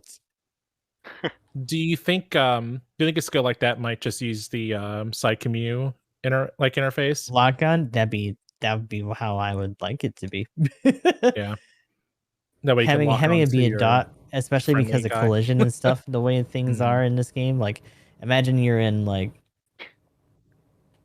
in a city dense or like a building dense area and it fucking clips on the wrong fucking thing and it Or just like ends up way too close. I was just gonna say you're literally on top of a building scoping down, and And it somehow hits the corner of the building. it clips the corner that you're at, so it literally Oh my god, spawns right on she just top gave of it. you. EWAC is fine. Ah! Oh. Uh, but yeah, I guess any other thoughts on the EWAC Jegan? I It's a like it. pass. I want it. I'm not gonna spin for it because of what the next clan match cost is gonna be. Oh yeah, I'm kind of sad that I wasted all my tokens because you know if it's a 4-star raid or Well, something, we'll I'm be gonna getting into cry. that later on in the podcast. The But yeah, like Sorry, that's my the first reason for 4-star now. raid is going to be the Banshee. I'm gonna go Well, ahead and we I'm gonna already let you guys know that. we already have the first 4-star raid, but Sorry, the the first first 4-star 700 700. raid is going to be the Banshee, and I don't mean the level Uh, 3 Violent custom. I mean a natural cost one. No, Damn it, I mean, but the level 3 is so strong. oh What do my you mean? goodness, dude. probably is fine. I'm just potato fingered and can't play the suit. I've seen it. I've seen what people can do with it. Okay, so yeah, let's rest of the patch notes. Let's see here. What do we got? What we got? Normal suit this time. Also, I guess Gustav kind of one thing I meant to ask: would you spin on the EWAC Jegan? And then Gustav kind of answered literally same thing for me. What Gustav said. I'm definitely gonna be saving, even though I'm probably gonna cry that I wasted all my tokens on the Yeah, GM3 full armor. because like it's been pretty 1-to-1 lately with like when it's in like midline or whatever in terms of like suit cost range for clan matches versus what they drop in a banner. Yep. This one for clans was 250, which means typically when it's super low like that, it's an oddball pick. Yep. It can kind of just be whatever they want. But this is 700, and it's been a little bit since we gotten something, so I think we're gonna get something. Yeah, I think it's gonna be big, and that's what I'm expecting. But We'll just have to see. definitely get into that when we get to speculation. But the mass production QBLA level 2 was added to the game, and if you don't want to spin on this and get baited like me, also for another support that you like, there's a banner for it. So you can also get the chance for the level 1 as well, again with these banners coming out with extra level suits, which is kind of cool. As Gustav said, it should have been like that from the beginning when they do the extra banners. But anyway, pretty cool stuff. Yeah, honestly, at this point though, the mass production QBLA, I feel like the GameOC does what it wants to do better at this point because you just have the burst of your beam vomit since they made that really good. Like I actually did a game today because I was kind of running late at getting my dailies done. And it ended up being an ace match, 650. There was 5 GameOCs in the game. God damn. Yeah. Yeah, it was kind of ridiculous. I was like, where'd the raids at? So like it was kind of funny. We ended up winning, but it was still weird to see that many supports and it be like yes, this is a very acceptable thing. I'm like, No, it's not an am I being acceptable thing. pranked? They were just all on board with memeing that match. That's I all. don't know, dude. Yeah. I mean, every time I've seen 650 right now, maybe it's because the game lock came out in the ticket shop and people's just spamming it. But Maybe. like, I'm seeing a lot of it, and I'm like, Am I being pranked right now? When did this become a thing? Where, yes, intensify. You know, I was gonna say it's not a bad thing for you, just a head scratcher. yeah, I'm like, what's going on? I love this. I will say, More support. in the last couple matches that I've been doing, when I get to the rotation for 550, I haven't seen the AWAC. It's on Yeah. City. I haven't so- seen it at all in any of my matches. But yeah, there's that banner if you want to spin for that instead. But I'm guessing spinning right now would be a mistake, especially with the 700. But the notice about Striker Custom Subweapon, I kind of mentioned it earlier, but the Striker Custom with its Spark Knuckle could actually melee combo control with it for like a day. And then they fixed that as soon as they could. Actually, less than a day. So weird. Dude, they fixed yeah, I saw that fast. They fixed that with It's like been an so hour. long. It's been so Alert. long since I've seen an actual Striker Custom in the wild that I looked at the video for a second. I was like, wait, what's wrong with this? Actually. And then I looked it up, and people in the comments like, "Oh shit, that's right! It can't do that because it has 2 other weapons." I was like, "Oh yeah, that's right. Damn, it's going Zogak on people." Like, all right, But then they talked about the report function and stuff, and they're permanently banning people that are being dicks. So there you go. Cool. Actually, have you guys heard anything about anybody complaining about getting banned? Magnum, hold on. I forgot to unmute. So they were banning Isaac players, is what you're telling me? oh my god. But no, I haven't really seen any posts or any molding about it. Anyway. But it kind of makes you wonder, right? Because there's a pretty heavy cynicism on the West End when it comes to like reporting and stuff. I don't really hear a lot of people even talking about doing that much. So it might just be like JP players during like prime time. Let's see. Here we go. Now we're into the actual notes. So, automatic equipping. Cool for new players, I guess. Yes. Like it got dunked on by people who've been playing this game for a while. Like I get that. But it's always nice just to add the option. Another feature, right? That probably should have just been there from the beginning. Yeah.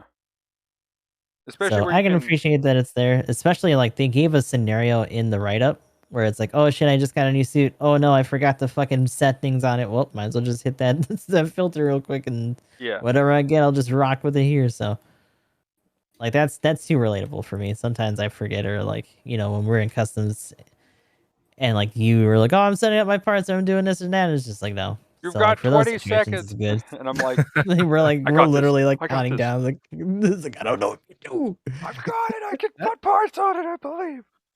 Just quick equip. Yeah, just quick. Now we can just yell that. Just quick. Yeah, I'm gonna be like, no. I want good stuff on it. That'll be the new Oh thing. god. I'm like, oh. oh no, it's true. But it gives me bad things. Don't worry about it. Just do it for this round. If you can win with the bad things, it's a good suit. You win with the good thing. You know what though? That might not be that bad of a thing to try. Right. Or I feel like when we're doing like maybe suit by suit analysis, it's like, oh, well, how did these builds work out for the auto build on it? I don't know how many people are going to use it. I would love to see an official like poll on their site or like on Twitter to see how many people are using it.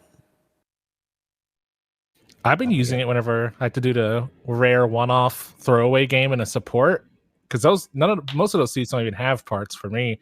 I was So gonna say like, that you oh just shit, don't I guess I normally played a use. support, and like L3 range damage focused. And like, okay, whatever, let's go. Here we go. Unga bunga. But Never gonna play this again anyway. But yeah, Until they requested a second time. I'm like, now do it right. Oh. Oh no. But we'll talk about the buffs and nerfs here later. But one of the buffs, since it's right here on the screen, GPO4 and Super Gundam on the ground. Let's go. Let's fucking Yeah, it's pretty go. awesome. I'm dealing with one right now in tropical desert, and it fucking sucks. Dude. It Yes. makes me so sad. So good. Super Gundam's insane though. The blast down for like bases and just like the way that both the missiles and the rifle really kind of slap. Yeah, I can't wait. I can't wait to do my dailies after this. I'm gonna be in the Super Gundam in the 04. Gonna be good. Oh yeah, let's go, dude. Yeah.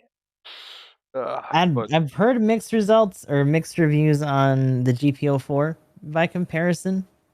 I don't know if you guys are giving it a shot at all. I think Oh, I played them. I think it's where they did the change and kind of separated it from the Super. I think it works fine on the ground, especially where you can stun and kind of go in and then get another stun. If they waste a dodge roll, it works well in space. Like you can follow up with the damage easily with its sub weapon. So I like it. But you said you played it, Emblem? Yeah, we were talking about the GPO4 and the Super Gundam, right? Yeah. Yeah, it's just in the community matches, but I played like a real match with the Super, and that was nice. Do like big boy hits with the uncharge, and then you have like a MBL on the full charge, pretty much. Yeah. Yeah, it's pretty nice. Oh, what I really like on the ground, and it is my favorite thing, is when there's somebody that's going to be unga bunga, kind of like, I'm just going to melee around this corner. You throw the little rock that's just like, and they're like, I'm gonna, and then I'm like, pew, smack, get wrecked, haha. I got him. Does that do anything for maneuver armor? No, it wouldn't stop maneuver armor, unfortunately. Yeah, I was gonna say when they come around trying to swing, if they commit on the corner, yeah. But it's been really cool baiting people around the corner or having them shoot, like they see you on the radar, they're like, oh, there he is, because they see like something coming around the corner, and they're like, that's probably his shoulder, so they automatically fire, and I'm like, oh, you're on cooldown now, let's go. So yeah, it's been a lot of fun just playing around with that. I feel like you actually use that a lot more on the ground than you do in space. But it's so good. Bait rock. But yeah, the game rules for Brawl Match has changed. Supports got buffed. Yeah, again. Did you release those numbers? I didn't look at that. I thought they were going to wait until... Okay, go for it. So if you're losing, depending on the score difference from first place, it now goes up for supports to 50% bonus for attack and defense. And if that's still the same that they have for the normal setup, that should be... Now that doesn't stack additively, from what I understand. So if there was, say, 11 raids in a game and one support, theoretically you would have 50% resist as well there. So I've been wondering if that stacked additively, because that's like a almost never going to happen scenario. What is it again? Sorry, say it one more time. So you get essentially, if I was playing like the last rank with the heavy Gundam, where I have 50% melee resist, then I would have 50% resist plus 50% resist if there was enough raids, plus the 50% resist if I was in last place. They didn't mention anything about changing how that works, so I don't see why not. Yeah. So it means you're invincible, is what I'm hearing, right? Well, 100% damage it reduction? should be. They should be doing a multiplicative stacking defense, because if they're not, then you would literally be immune to melee damage, which would be ridiculous. That's why I was kind of wanting to test it at some point, just to see how good that is. Like, have 11 people play raid and one person go in with like a 50 melee defense support. Oh my god! Just to see what would happen. Just going there. I shall never support die. Would be unkillable because all the raids would bounce off of each other, right? It'd be like mine. One support, they just everyone staggering in front of each other. Ooh, mine! I want to hit him. Let me. They're all just like slappy hands on each other, like, let me hit him. But yeah, that's kind of interesting that they're buffing supports that much for being lower down on the like first to last place. I am really curious to see what this does because as somebody who would, be kind of mid area and then just be like, yeah, I'm getting a little bit of a damage bonus. Plus, there's a lot of raids, so yeah, I actually, can blow up a raid with the Palace Athene. I don't necessarily know how much of an advantage that's going to be either, because it looks like they're just giving them like more candy points just to try to keep them like a little bit happier. Yeah, I'm curious to know. Again, I'm assuming the attack is additive because if that was multiplicative, that would be disgusting. That'd be amazing. And just so that they can actually one hit people. yeah, like that would be gross. But so that's probably additive, and the defense surely is multiplicative. But the overall though, I pull back, some games. I'll be like, okay, I'm waiting, boom, get a kill, boom, now I'm in first, right? So being able to just do that a whole lot easier now might work. The only problem is the supports still don't have really anything to resist getting done. So maybe the Zusa is a whole lot better. Like, for instance, the Palace Athene, you could just crouch and then take advantage of just blowing somebody up. Whereas, like, I wanted to use the Zusa because it's kind of the more brawling suit, that could deal with a raid by itself. But you just don't have the damage. So if you're far enough behind, though, I wonder if you could actually just blow up a raid. Get them with the missiles, knock them down, and then just be like, just cycle on them and be done with missile it. vomit and see if that's enough to actually destroy them. So I'm definitely wanting to play some brawl games, but Actually, that'll be something that we get into in a second too. So I was gonna say, do we want to go ahead and talk about ranked right now? might as well. And the main reason for that change is this right here, ranked, because they're pretty much changing how that all works, and so this is to also help that get balanced out. So they changed a few things with ranked. The first fix is pretty much how you get overall top score. There was too many D players in like the top 100. So they were like, we're gonna get rid of that. Now you get a modifier for the top overall, well, just in your bracket too, but the top overall score based on your rating. So for instance, D gets 1 times the number, whereas A gets 1.5, meaning you pretty much can't just like max out your score and just guarantee you're going to be in the top 100 on a D account. So, yeah. So people just can't cheese it that way and be like, look at this. Yeah, they want Smurfs farming new players for the top spots on the leaderboard. Crazy, right? Right. Would have never guessed.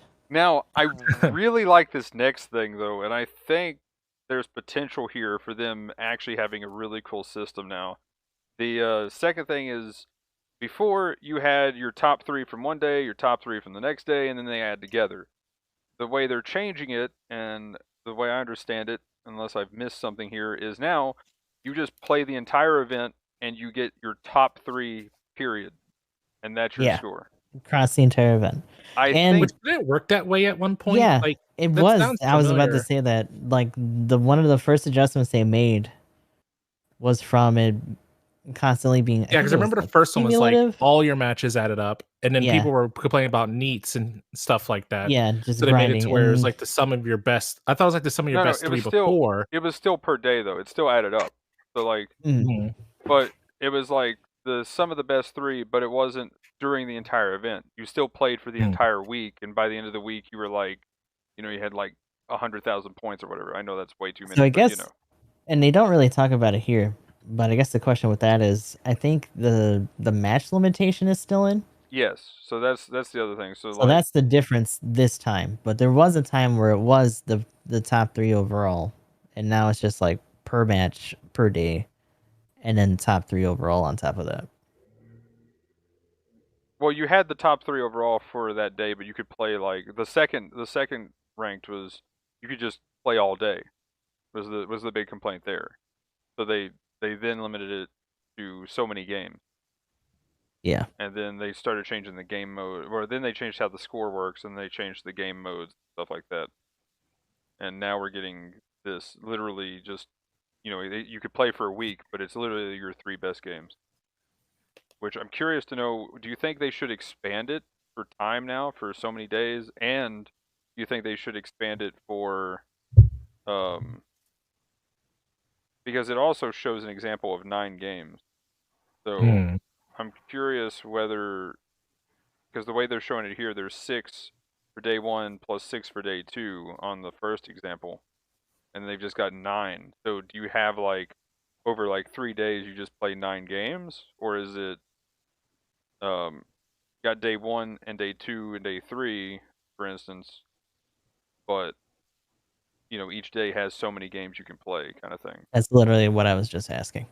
Okay. Yeah, and I mean that's hard to say too, because they purposely said they'll give us more information when it comes out. So for all we know, that's just an example. One thing that kind of bummed me out a little bit about this is that it seems like they're still shy to throw suits in.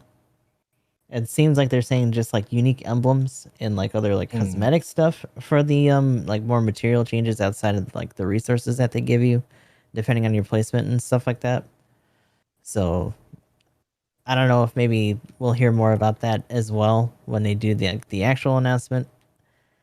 I guess, when do you guys think that they're gonna do it? Maybe next week or like deeper into the month? I could see it being sometime next month. Maybe around the time. I could see it being next director letter, maybe in March leading into April. Well, it does say the adjustments that are described above for 5th ranked match will be sooner than you expect. Right. And that's why I'm like, ooh, this could be next like, week. So yeah, that's what I'm thinking, next week. But yeah, I am curious to know if pretty much, okay, so that same question, we had the same question then, Gustav. Sorry, I misunderstood. But the yeah, I am curious though if they do. I guess then, what do you think though? Do you think if it, either way, however it works, if it's, you still have so many matches a day, but you have 3 days, or even if it's just here's go play 10 games and you get your best 3, do you think they should expand it for maybe more days and a higher amount, and then maybe like your top 5 rather than top 3? Or do you think top 3 is good? I think if they expand it, then they need to lessen the amount of times you play per day. Because at that point, and this is the other thing too, if they expand it but they still keep the prizes the same, then I don't think that many people are going to bother. Yeah. I think they're... And at that point, I would almost say that they would just put in a suit, recycle clan stuff or whatever, like whatever you got to do. And I think right now they're just in a really weird spot of trying to balance all that out, because if they give recycled clan suits, even if they're like literally from the beginning of time or whatever, then I think people are gonna start shying away from clan stuff, like on both ends, West End, JP.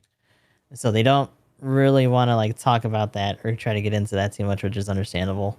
And then beyond that, if they were to expand it like that, like I said before, and just like still had the same amount of prizes, I don't think that many people would bother either, just because they would have to definitely like cut it from 10 to maybe like 3 or 5 or something like that. Also, too, on the prize thing, I will say I think one reason why they're not doing it yet is I think they're actually trying to just fix this to where it actually feels good. Yeah. Because, which is fair, right? People didn't like them putting rewards on like the rating thing, and if you're playing something that you don't really care for, then yeah, it's so much worse. So if they put it in and the people that want to do it, and they get that kind of feedback, I wonder if that's one reason, because they did get some flack both from the Western and Vertex definitely got them in trouble. Yeah. Yeah, the Vertex specifically they got a lot of flack from that on both sides. But yeah, hopefully it turns out all right. Hopefully we find out more about it sooner rather than later. So we'll just have to see as the week goes on. But yeah, and that's why the support buff thing happened, because I think they're going to stick with the brawl mode, and I really like that. I think they Yeah. could also lower the amount of people per game, though. I think that would be another thing instead of like, because what was it last time? Was it 10? 12. It was 12? 12. It was all Well, 12. they Yeah. went max. Yeah, it was all Yeah, 12. And they haven't talked about that in this update. So Yeah, My I uncle think. from be the same. Bamco said the next one's going to be a 12-man Arctic base brawl. Oh, Oh, no, man. dude. Ultra sweat. What about 12 man on the new map? Might as well be the same thing. Right. But yeah, I think 10 or Shit, 8. there are enough spawns for that. You probably spawn on top of Yeah, somebody. Holy you crap. literally just 3 people just spawn next to each other. It's just like they immediately What are swap you to beam doing here? sabers. But yeah, I will say I think 8 people for me, free for all. I love the number 8, but maybe 10. I think it's also just because they're trying to like make bigger bracket sizes to cover more people per. It kind of depends on what their philosophy on that is, especially since it's brawl now and not teams. Yeah. One thing I was going to say too, I meant to bring it up sooner, but train aggro. This guy, what Gustav was saying about the cosmetic rewards. I think if they don't want to give us more suits, they should level up the cosmetics they're giving out. This would be an excellent time to give us fucking Haman suit. Why do we? Our hair? Oh my gosh. Like Okay. Real quick. Or maybe more voice packs. I wouldn't mind that either. That'd be nice. I'd be down for that. Token rewards. Hey, money. Maybe that Dyson vacuum from the fucking blotter. Hell yeah! Let's go. Fucking Dude. anything. I can use a new vacuum. Let's go. How thing not lose suction? It's amazing. A wonder of modern technology. But on another side note from Lost Ark, I ran into a character. Lord, come on now. Hang on. I'm gonna cut you off from that game. Hang on. Install it. Named Dahlia. Oh god, and is she just as useless? Who moved for something with like being like a stylist or something, and ends up can't get work and can't do what she wanted to do. So now she's like just working at a bar. Dahlia's over here just like relatable. I'm just like I've seen this somewhere. Real. I've seen this a little familiar somewhere before. Oh, if I ever meet any Dahlias and I want to be a hairdresser, I'll try to talk them out of it. It's like, no. It never ends. We've seen this pattern. Yeah, yeah, it doesn't. Don't do it. I was like, is this a meme somewhere? Is this just like a joke that we just don't know over here in the West? But anyway, yeah, maybe Dahlias are the Karens of Japan. Oh my goodness. Oh no! Oh no! The true death knell. Yeah. That or there's like a trope from like a old show or something. They had a Dahlia and like everything bad just happens to her or some shit. But we're already past like the 1 year grace period. Leona was worthless until that 1 year, but we're well beyond that point. What's Dahlia gonna do something? Oof, that's a bit. I'm willing to get off. You can't Christmas cake Dahlia. Like get her going somehow. I'm willing to get off of Leona's case now, and I'm prepared to switch to anti-Dahlia. I'm team using now. Leona a lot now that we're doing like upgrades for suits and clans and shit. So like I'm actually out of some tickets. I can't really front on that too much. But anyway, the monthly suits coming up in the patch notes. We have the Space Gem Nightseeker V. Then we have the Amuro Ray Shiki for the second segment of the month. And then the Hell Rider VG for the third. I don't have that, so that's going to be cool getting that suit. The VG stands for very good.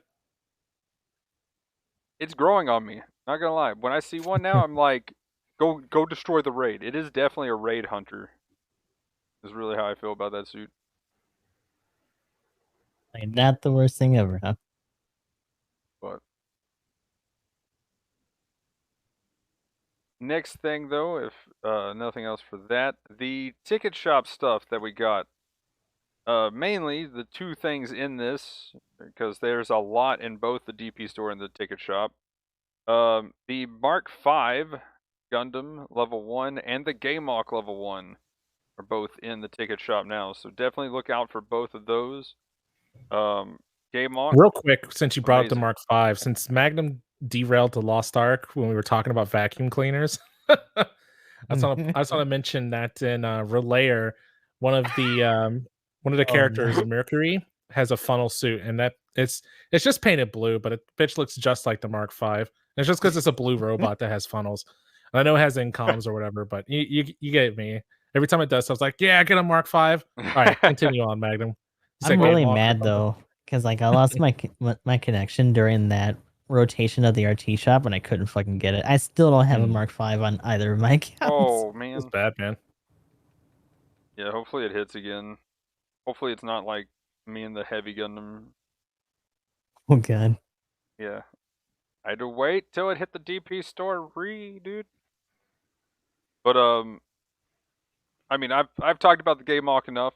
I mentioned it before earlier, so yeah, go get the Gameok if you need it. Go get it. It's good. If you can find it in there, 10 out of 10. But what do you think of the Mark V? Emblem? I think the adjustments they made to it a while back were fine. I think it was like making the beam pierce or whatever. It still plays a pretty fair game of battle operation. You're probably better off running like, I don't know, any of the probably a lot of the other raids except for pretty much anything else. Yeah, but it's fun to play. I don't think it's gonna.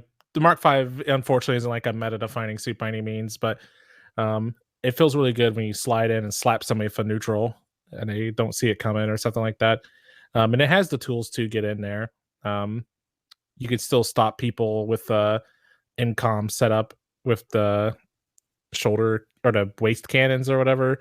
That'll stop an O that's barreling at you, or maybe even like other raids.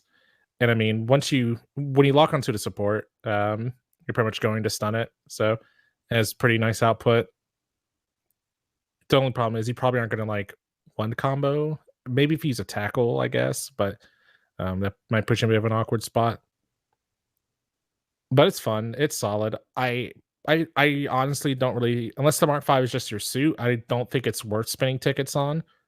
But it covers the bread and butter pretty well, and it has poke options with the incoms and the other beam gun thing too. So you have that. You only really have one dedicated stun. Everything else is built up. So you just have to play smart and use your extra range well. And it has shield mastery or stance or whatever. Yes. First suit that had it. Yep. Amazing. Thank skill. God. Could you imagine if it didn't even have that in the beginning? Fuck. Yeah. They gave other raids hope. Like Yep. Thunderbolt. Really did. And they held out for so long. Yeah. Right? I know what they were waiting for. I was just like screaming every week, give it to the Thunderbolt, please. I beg. Real quick, Magnum. I don't know if it's something that you were working towards or whatever, but I was looking at the update thing too. Do you know what they actually did? Because one of the sections is material counter, and all it says is some adjustments have been made to some parts of the supply drops. Yeah, that's literally the next thing I was. Oh, wait. okay. Oh no, did I skip over it? Oh, maybe I did. Oh, I did skip over it. Yeah, what does that mean? It's either adjustments to parts. I've also noticed, and is this part of the event that if you play a certain amount of games, then it'll give you a guarantee of like a drop still instead of it just being 100. I thought it was just the 100% during the event. I'm not sure though. I didn't think they had like a certain number besides the normal one, you know. Yeah, I was gonna say it seems like it just switched over.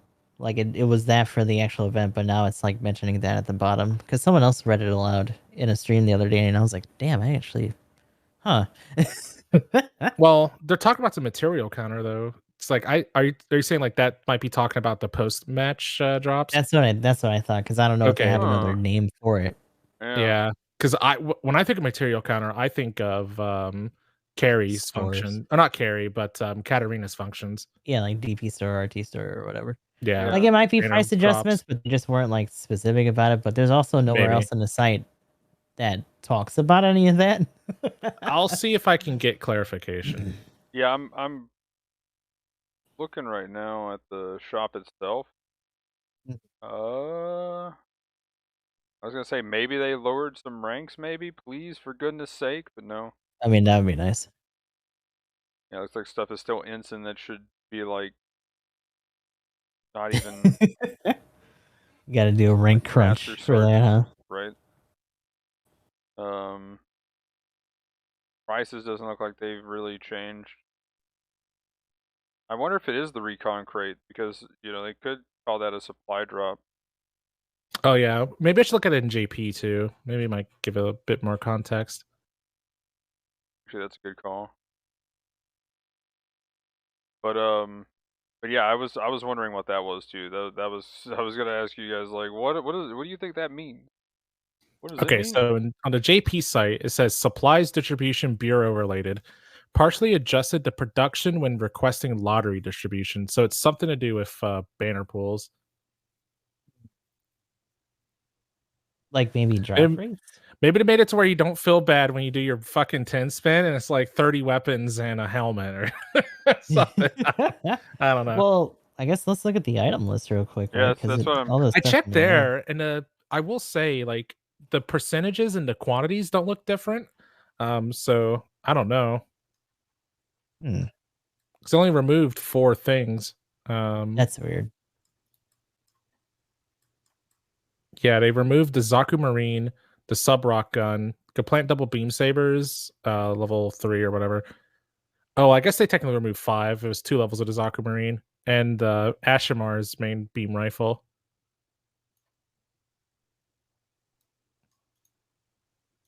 I'm trying to remember what 3-star. Oh, they did it per level. They were okay. There's more than that. They also did some 2-star and 3-star stuff. Sorry, go ahead, Magnum. What is the 3-star drop rate, 2-star drop rate, and 1-star drop rate before? Percentage. Yeah. What were they before now? Well, like 4-star was not even in a percent. Hold on a second. I can actually tell you. 0.5 for 4-star, 4% for 3-star, 2% or 28% for 2-star, and 64.5 for 1-star right now is what it's on the website. Seems about the same. Okay, I actually have a picture of the rates from before the update because I was talking about it somewhere else. So in the picture I have, 1-star is 64.5, 2-star is 28, 3-star is 4, and 5-star was 0.5% on that banner. Okay, so yeah, that's exactly the same. The number of things were, so 4-star had 6 at the time, 3-star had 100 items, 2-star had 233 items, and 1-star had 126. I mean, I guess where they got rid of stuff, maybe. Did they just get rid of? I don't know how much more they normally do or don't get rid of. I guess is the big thing. Because I know they do it like every week or something now, or at least every other week. Or and normally it's just 1 or 2 suits, but this actually, at 1-star there's 4 things, 3 at 2 and 2 at 3, so that's a decent amount of stuff that's been removed. But I don't know, that almost feels like the weapons would be normally removed anyway, so I don't know. Maybe that's what they're talking about. Yeah, I'll see if I can get some clarification on it. But yeah, that one was definitely on. But anyway, next we have the DP store stuff. The winners here for this massive amount of things is I think the Power Rider Doulahan is definitely one to try if you haven't tried that yet. And the Double Zeta Gundam, which is nice to see in there. Although, while I've got the game up here, let's see. What is the required ranking to actually get the Double Zeta? Lieutenant! Yay! Lieutenant, there you go. Oof. Big oof, dude. For the Doulahan, though, please be something low. If it's like it's Ensign 10, come on, dude. How Like can I 2 make you stars, how can I make you beat Instant 10 to get the nerfed Doolan? right? It's Like, If so it still had powerful, damage though. control. What do you mean? like I can't remember how long ago it was, but I think it was the GM3. When the GM3 hit the DP store, like it went from you could be major and or you know like or sergeant major, whatever it is, whichever the like 5th rank. And it actually, that's pretty acceptable to get to, right? A good month, or if they had like that event they just had going on, a good week of no lifing it, you could get there. And then they just skipped like 3 ranks all of a sudden for 2 stars, and I'm like, why? Do they value the GM3 this much? And now just every 2 star is just like ensign or higher, and I'm just like, this is just ridiculous, guys. Come on. So at this point, anything added to the DP store is like, if you've been playing for a while. You pretty much have access. Anyone new, good fucking luck. Right. And I wonder, because we just got out of the 4 million downloads or whatever too, right? As an event. And I wonder if, we always talk about that it's mostly just dupe accounts or alts and stuff like that too. But I wonder if they kind of noticed that trending, and if they just don't have a lot of newer returning players and stuff, so they're just not as worried about it. Yeah, because it could just be I a like to see case some of of the money, stats on right? that kind of stuff. Yeah. We know the new players will roll, so we're not giving them nice things. Oh, also, by the way, they do mention that they've removed stuff from the supply drop line as well. So. Oh, but that's always the case. Yeah. That's what we were saying. Like they do it all the time. So I'm like, oh well. Anyway, rated match and quick match game modes have been updated. Oh yeah, that's that new thing that they just say anymore. Clan stuff. So 700. Also, how was the 250 stuff? You guys played in that? I couldn't because of my fucking internet. No reports here. Moving on. Reap. I was so really. we were like a couple points away from actually making it in there because we did get a team, but it was rough. I was curious to know if there was like any of the ground GM, because they did buff that, because I Actually, still think the Agu guys just. Yeah, and Agu the guys other too stuff strong. is just way too strong. We saw one, like when I was watching stream, I think Asian was streaming it. I think they saw one, but mostly it was just Agu guys and Nat guys running around. Nat guy was pretty rare. It's mostly just Agu. Their first match, they actually saw an Ag. I thought that was really weird. Let's go. Newly buffed level 2 Ag. The Ag just gets bullied, unfortunately. It's fun to play. It's surprising. Really good in like just normal rated though, because half the time you don't get focused and you can just 100 to 0 whatever general's in front of you. I'm sorry, what groups are you playing with? I need to get in those matches, man. Not being focused as a raid. Well, I mean, it's one of those situations where it's like, I mean, you do get focused when they see you, but you can normally run up on somebody, and it's not like, they've identified you from a mile away as a team. But yeah, as soon as you start attacking, then everybody turns and it's like, mine. You just hear them approaching. But at least everyone, you get all one. of them in unison are just like you. Tonight, you. But then we have the fixes and stuff.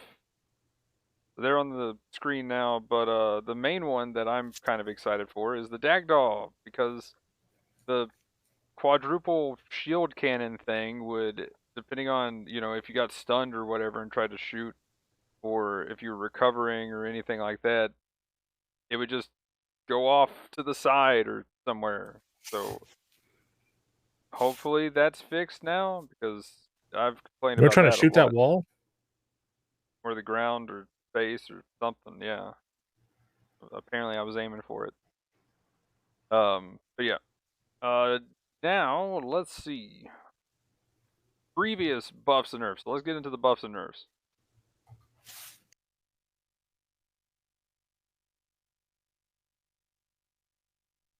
Okay, so I'm gonna go down the list, and then if we stop at anything, or if there's anything that you guys want to stop at, go ahead and just interrupt me. Other than that, I do have a question on 1 or 2, and specifically, they called out people for being bad. Oh, Let's here it comes. go. Let's go. Oh Okay. no. Anyway, first one, Gan EOS. I thought it was a pretty solid suit. It definitely went up for its stuff. It's still either a little bit below or just a little bit over average. That's pretty nice. Definitely really nice there as far as the buffs. I didn't really play it or try it, but yeah, it's I thought it was still a solid suit anyway, so pretty cool. And here we go. We're here already. Look at this giant paragraph. GM Sniper 2 White Dingo. So, adjustments for moving while using focus on large beam rifle enhanced type, whatever. L beam rifle large. enhanced type has been improved. Has been made to improve its various battle results. Related to this, we have assumed it'll have increased damage done, but situation was the opposite. Actually, it went down in every category as far as its stats go. It got worse. Goddamn. Yeah, everything got worse. Damage got worse. Win rate got worse by some significant margins. Like rival win rate went from 47% to 41%. Yeah, it's because nobody was playing a suit because it wasn't that great, and then people were trying it, and it's just probably okay-ish now, and now they're getting worse results because the suit's just okay-ish. Right? And I agree with that statement. I think it's that across the board. But what they have to say here, and this is why I'm kind of like, is it okay though? But then they go related to this. Here's the 2 points below, above, and come to conclusion of 1 and 2. We are requesting data collection time as much as possible to do the correct inspection and sufficient adjustments. 1. Ballistic main weapon, L beam rifle, enhanced type, change of use. Player can also move while focused with the main weapon. I don't know what it means by the ballistic part there. That's weird. Beam rifle time of some of these weapons have been changed. We thought that by changing the fire time, it would be beneficial, but it is possible that players are still trying to get used to this mechanic. Be the cause Yeah, of changing the your... travel time would be huge. Oh yeah. Be the cause of your poor performance. It's hard to judge and decide quickly. Big differences, this is 2, can be seen among different ranked levels, partially tied to the concerns of Part 1. Of course, results are changed due to adjustments, but similar tendency can be seen regardless of the rank.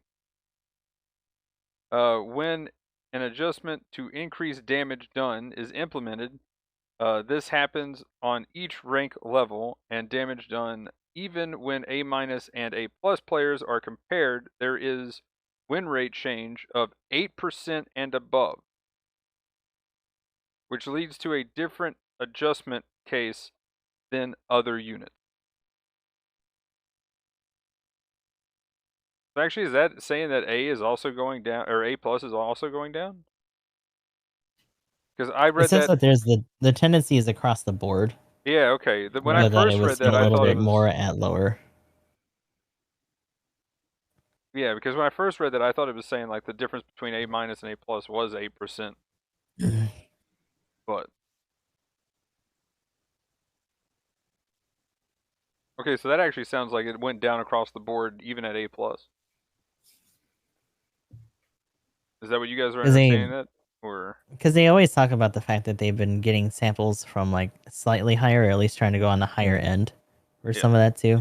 yeah, they removed B+ from their numbers entirely. Or in the case of the goof, they were like, "Yo, we're taking Y'all A+." just bad. Like, stop it. But yeah, that's I feel like it needs more. That pretty much exactly what Emblem said though, is that it was you took a suit that needed help and you made it okay. And now that people are playing it, it really shows the numbers. I've seen a lot of them being tried to be played, and it's I don't know, it feels very weird. But have you guys seen many of them, or Nobody plays that suit. Damn. I haven't seen it. Like I think I saw like 1 or 2 when they first made the adjustment, but those fell off completely. At least in my matches. I also don't play at the base cost for that suit a lot either, so and nobody should bring in a higher level version other. right? I will Yeah, say I it is should kind of higher level interesting with version the of other stuff. higher where they buff the beam rifles so much. I thought it might actually be kind of cool to actually see at a at least the level 2. But yeah, it's pretty ripped. Um, okay. Anyway, moving on down the list though. Next, the Pixie LA got some buffs, and it's pretty much at average or just above average. So definitely cool at the numbers Right. there. I thought it would actually be a little bit lower than what it ended up. So that's kind of cool that it seems to be in a good spot now. Gazelle Growl, looking better, still a little bit below average, but definitely looking better with its health increase. G-Line Assault, I was expecting it to be a little bit higher on the numbers than this, but maybe it's still a bit power creeped. A little bit below average on everything, but yeah, I like this suit. I can recommend trying that one out. The Vertex, with its buffs went up. It's in a fine spot now, numbers wise. So there you go. Definitely one to try. Then we have the Gelgu Cannon, and again, pretty much this is what I was complaining about before with when they do gimmicks or anything for supports. Um, have you guys seen the part breaking stuff on this? Like, anybody tried that out or seen any get shot and be like, "Oh, my For the legs are legs just or whatever. gone"? I mean, Yeah. I've seen it sometimes, I haven't but noticed. not super often. Mostly because it's having a hard time getting those shots in. The damage and stuff did go up. It's still below average, which doesn't surprise me at all. But yeah, I am curious to know how effective those leg damage buffs have been. Yeah, it's both periods of adjustment. So yeah, really curious to see if they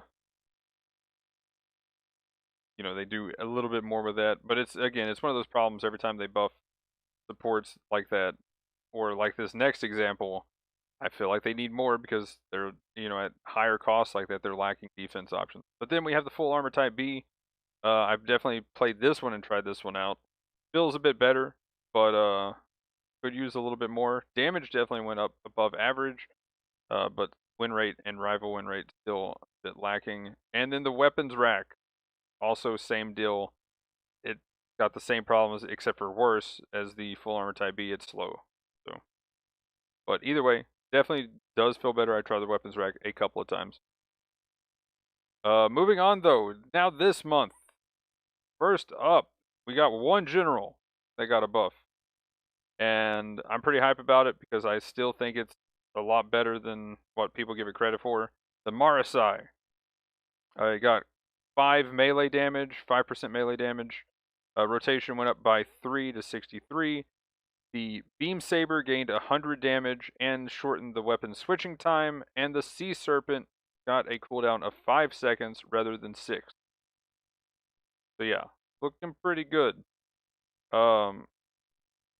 Also, and I guess I'll go ahead since it really is just to affect this suit.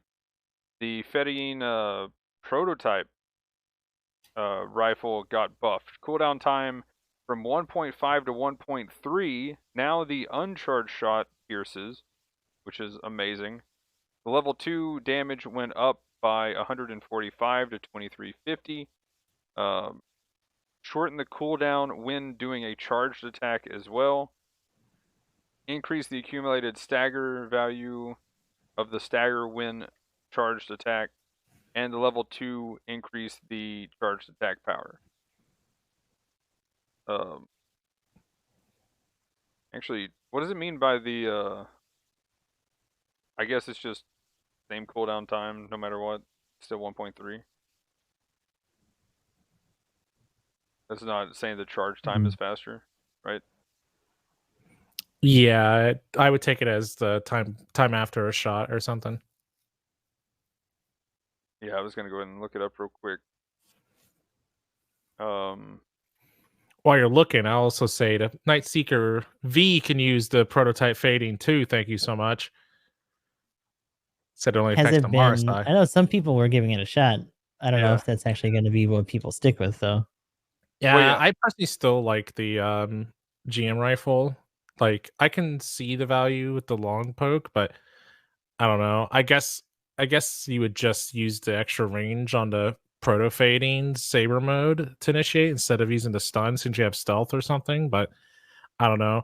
I like having an instant stun that I can use without having to stand still when I've got generals bearing down on me.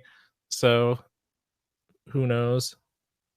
I will say the penetration is pretty nice. So if the support's hiding behind a general, you can just shoot through the general, kind of thing.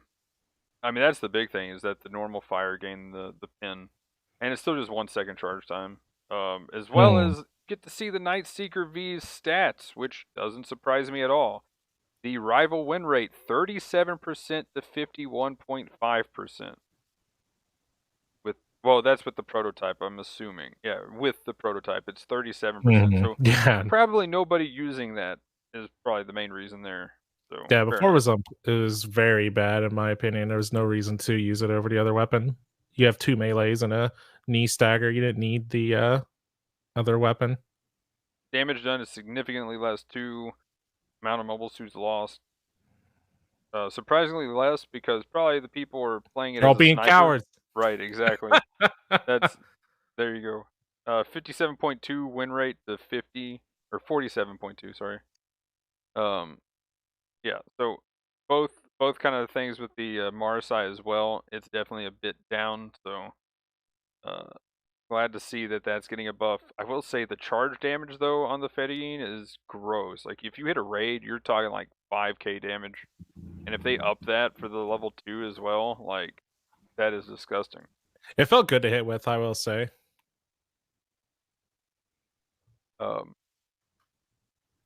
Yeah, anything else on the Marsar? Yeah, change the prototype fading back to the way it was, and it's let you fucking move while charging it. And I promise people will use it. I fucking promise, BB. Right. That is one of the big oops with it. Even if it's just 1 second standing still, it's a pretty big the commit beam stance. rifle. Oh. We're trying to be different. It's a different thing. I mean, I guess, but they're gonna have to get it to like 0.5 seconds.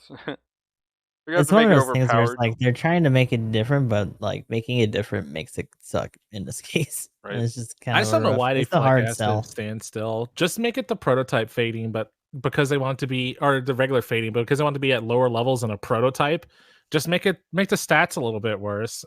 Like so to do a little less damage or something. I just don't see why they want it to be the I guess weapon diversity or whatever. Not everybody wants to play the same suit emblem. Whatever, man. I feel you, but at the same time, is that like accomplishing anything if nobody plays it? Like, I don't know. Yeah, and that's the thing too. Like at the end of the day, it's still a competitive game.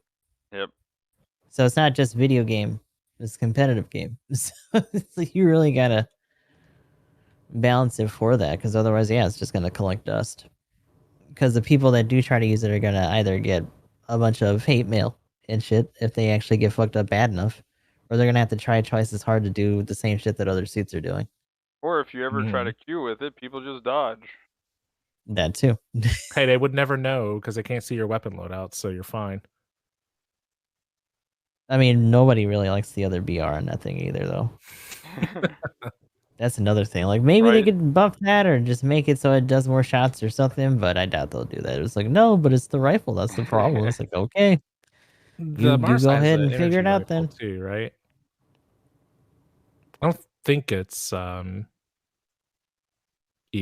but I can't remember. I guess I don't really play the suit. I So got it up on. Hang on, let me go back in. I can look. But other than that, anything else with the Marseille? That's about it.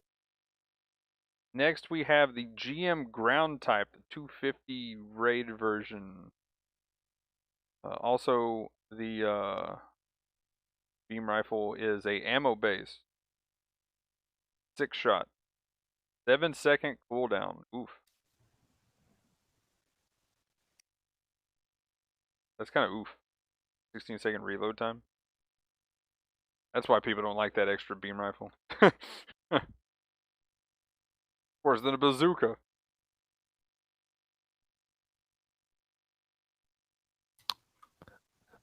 So I got a little bit of word back about the thing we were talking about earlier, the supply drop change. It could be the addition of the thoroughbred, or not thoroughbred, the Pegasus class suit or plane coming in, battleship, when you get a 4-star crate. That might have been what they're talking about. Have you not seen it, Magnum? Hold on. Yeah, I wasn't even thinking about that. We got to do like ship that drops things. No, I haven't seen Yeah, that when yet. you get a 4-star crate now, a Pegasus class, it's probably just a white base, but a Pegasus class comes in and drops off the platinum crate.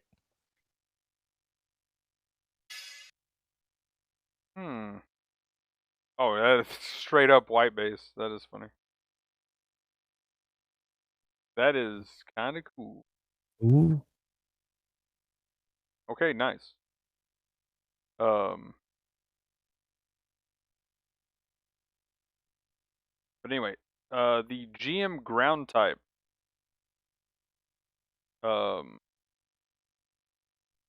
Speed went from 110 to 115. High speed movement 180 to 185. Rotation 48 to 51.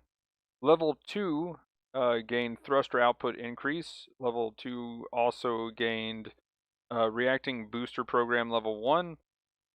Level 3 gained maneuver armor 2 from 1, and also gained level 2 of both of the previous mentioned skills. The rail cannon at level 2 and up went up by 100 damage. The beam saber, multiple hits, your consecutive hit reduced damage was changed so that it's not as bad. The head Vulcan range was increased, and heat rate was reduced to 40%.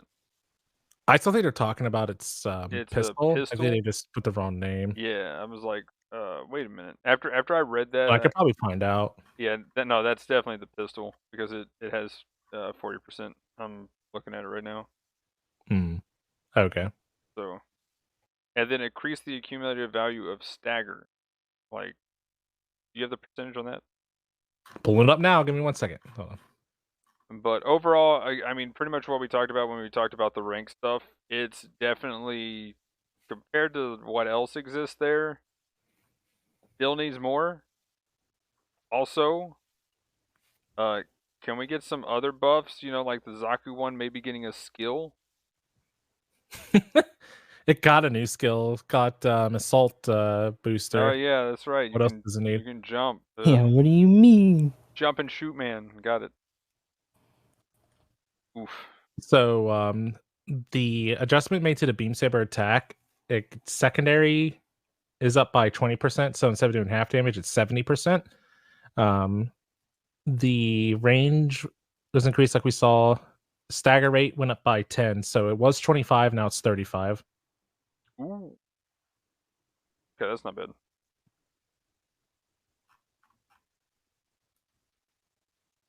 But yeah, that's the. I mean, anything else on it?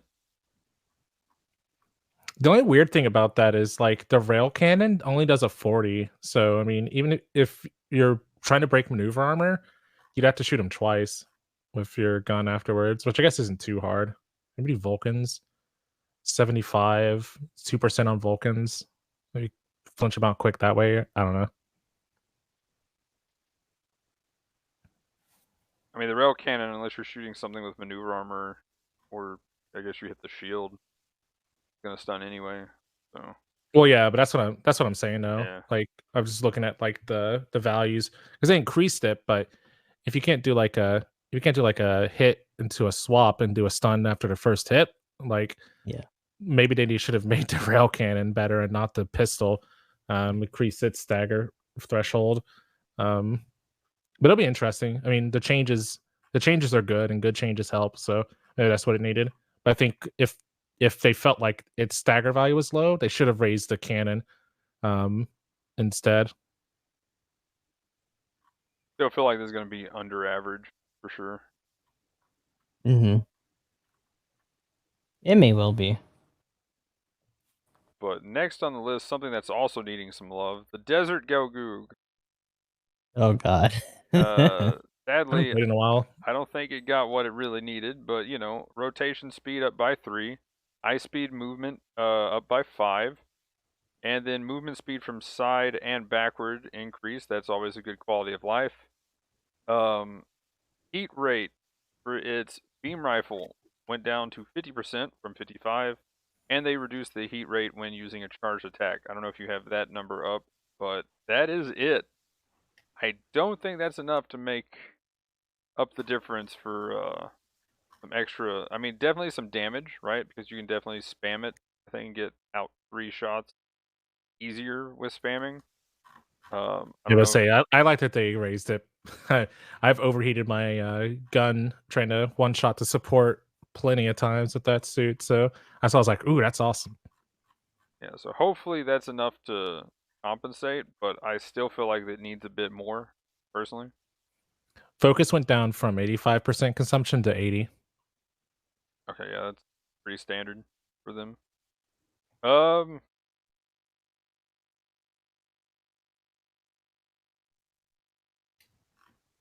let's see.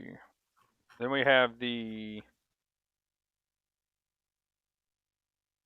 high mobility Zaku ground type, so the one from Code Fairy, gaining 2,000 health. Yay!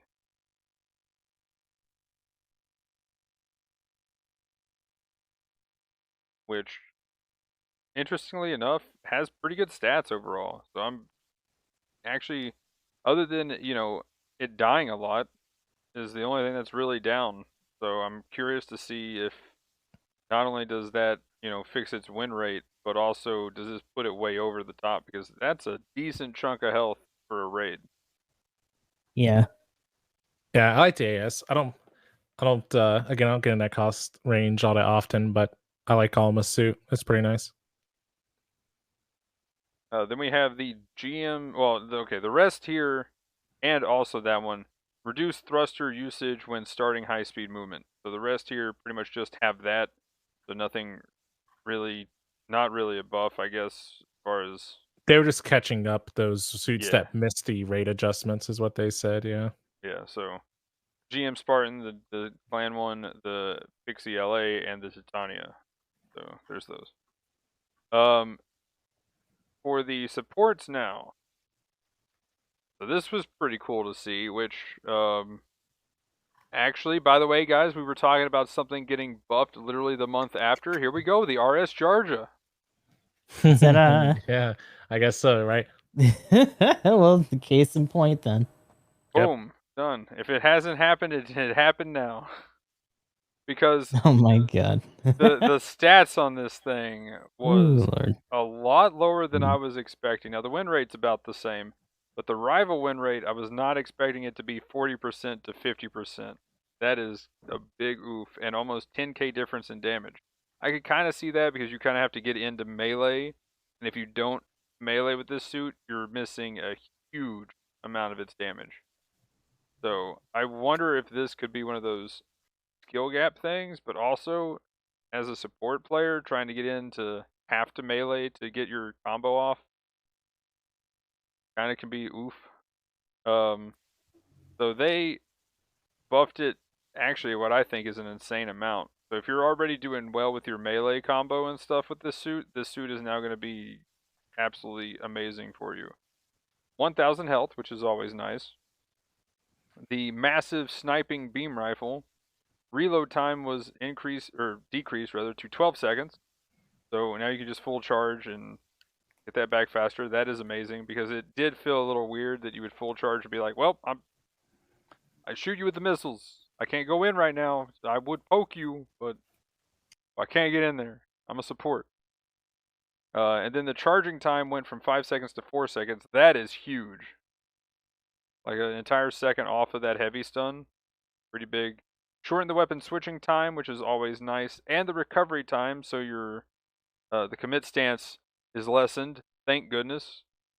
So you can get in there and melee faster.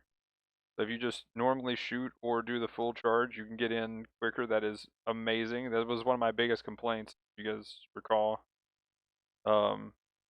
And the reload time has been reduced for the missiles to 8 seconds from 10.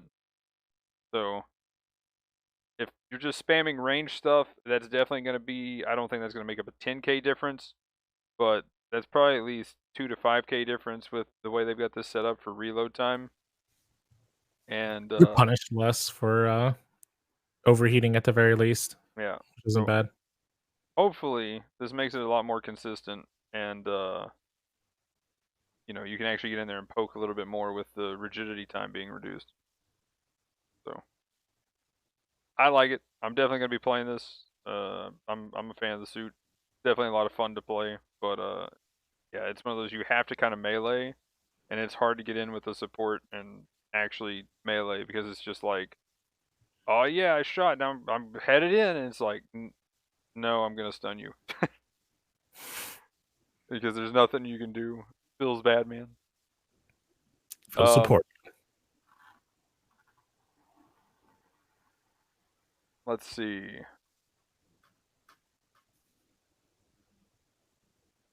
Anything else for the Georgia? Other than that, it's been cast to the Shadow Realm. No, I really haven't seen it at all. Yeah, I think I played against one time, but that was before they adjusted it. Yes, the boy's gone. They ain't there no more. Pretty much. I like it though. I like my green support Georgia's Georgia. feeling green. Yeah, maybe that's why I still play it. Maybe it's the green. Oops. I don't have a problem. None at all. But anyway, Zaku 2 Sniper, the Code Fairy one, getting a buff. It needs a lot more, please. A lot more. Because Just give it its ASL back, please. Oh, also, before we yes, ASL for sure. But before we go on to that, one thing that I thought was interesting, the GM Spartan BD squad. Mm-hmm. They actually have the usage in game right now. 0.13%. Damn. And it has a very low rival win rate and meh damage. But just barely under the win rate. So kind of interesting there. I wonder if the factor there is the people that are getting it are the ones winning the clan ranked. So they typically kind of people that aren't going in and dying even though they have a lot less damage and rival win rates are low. But it is interesting compared to other clan suits. It's been a little bit more rare to see it in the wild. Mm-hmm. That may have something more so to do with like its cost rate or just the general stuff that's also there as a raid. But I wish I they saw would. one today, and I was actually kind of surprised because I haven't really seen many besides that. I wish they kind of would add the average usage to all these instead of just every now and then when they're feeling froggy like that. Like, I think that's Oh kind my of God. a cool information. Then we got the so yeah, back to the Zaku 2 sniper though. Reload time is now 15 seconds from 18 for Hmm. the sniper rifle on both sides, either the rapid fire or the normal shot. It definitely needs a lot more than that, and I'm curious. It also has a 39% win rate. I wonder if its percentage of usage is 0.1 or less, Curiouser and curiouser. because it also has about 10,000 less damage done, and 46% win rate, almost 47 to 51.9. So yeah, it definitely needs some help.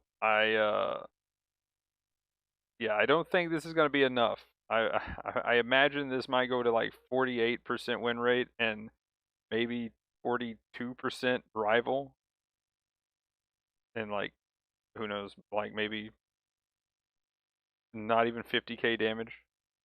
Like I'm yeah, that's not enough. That's well under not enough. So also the GPO4 gained balancer level 1, Hey. other than the fact the other two can be on the ground. But mainly so it can, actually do combo stuff while it's on the ground. But yeah, that's the adjustments for the suits. Uh, Lots of stuff on here as far as just amount, but not a lot as far as actual changes.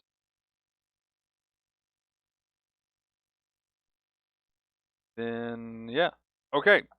So let's go ahead and move into some suit speculation and stuff.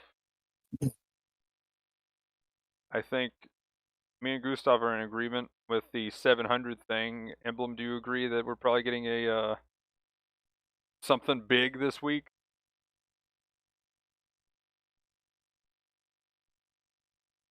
It's a possibility for sure, especially with it being a 700 clan match. What do you think it would be though? Like, are there any AOZ suits that AOZ? are there any Unless you're AOZ suits talking that like about toe up? Go ahead, unless you're Gustav. talking about stuff that has like the Psycho Gundam parts on it, or like some of the bigger attachments, probably not. It might just be another like either alt suit Moon, Moon or CCA kind of era, CCA, yeah. or maybe.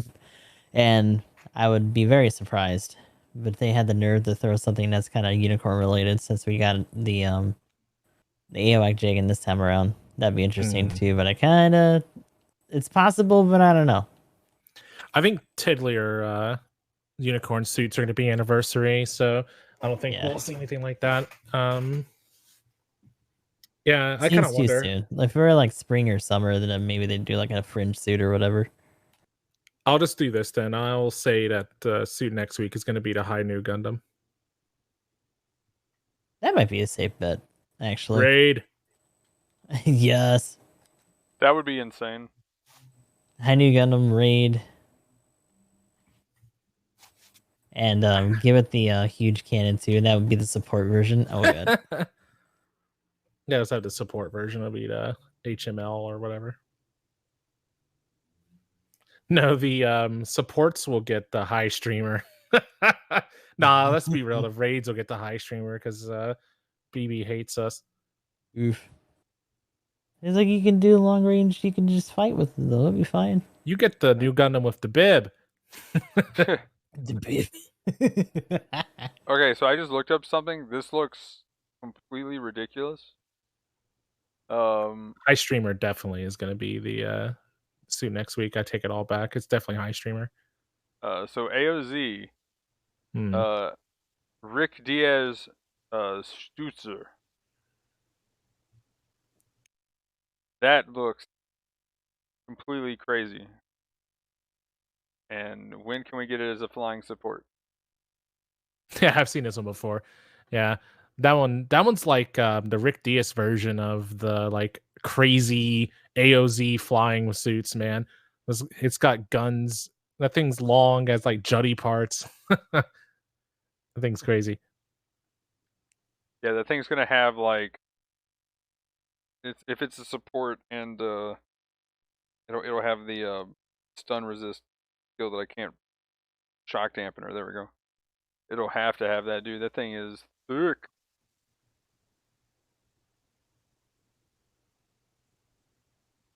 But yeah, I'm just looking at suits right now, trying to figure out what would it be. Oh, there's a Zaku 2 version of it too. Interesting. Fascinating. Just looks like a Zaku 2 that is also a Gaza C with how its gun goes through its chest. But yeah, like How's outside the of the more obvious unicorn stuff, I think those are some good choices. Like we got some idea potential for some of those. Yeah, for 700, Hainu would be ridiculous. I do kind of think they would be saving that for a bit later, but if Unicorn ends up being... I can see it making sense. Would it be Golden Week or Anniversary, though? Yeah. I think Anniversary is going to be dedicated to Unicorn. Yeah, Unicorn would be Anniversary, and then I could see Hainu for Golden Week, though. But who knows? Maybe they throw it out a little early. I'd be okay with that. But Or it just ends up being another oddball pick. It'll be the next clan suit.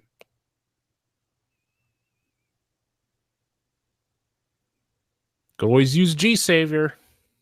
Okay. I wonder if we got like that crazy Gaplant. Or like the Gundam head Gaplant, maybe? Nah, I don't think that would be.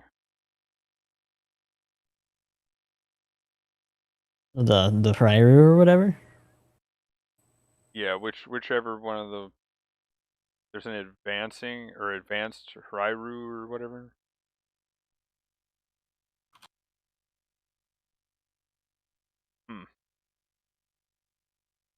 I would still like to get the high route. That would be cool. As a raid, of course. Yeah, that's what I'm like. We need, if it's 700, we need a raid, man. At this point, we need a raid. Yeah, we're overdue. Base type Ashimar, that'd be kind of interesting. Not next week though.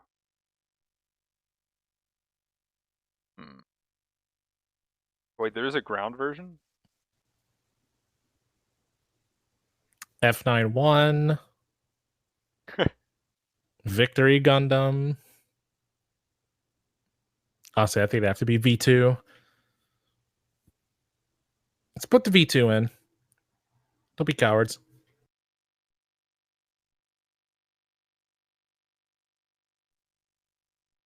What in the world's a rosette? A Hyzak-ish sort of thing. Oh. Rosette. Rose would be kind of cool. I wouldn't mind seeing that in there. Rosé, It looks like it just looks really slick. Dandelion? That's something that I kind of What wanted the... early on. What in the world is this monstrosity? The Dandelion's pretty fun. That looks ridiculous. Oh, there we go. That's the 700. The raid that we've been talking about. I can't remember the name of it right now. Because Zeta. The big punch claw. Arm punch. Oh, Grabby. yeah. You're talking about the Bound Dock. Bound Dock. There we go. Thank you. I love the Bound artwork. Dock's been overdue for sure. That'd be a cool raid. It's a big bug.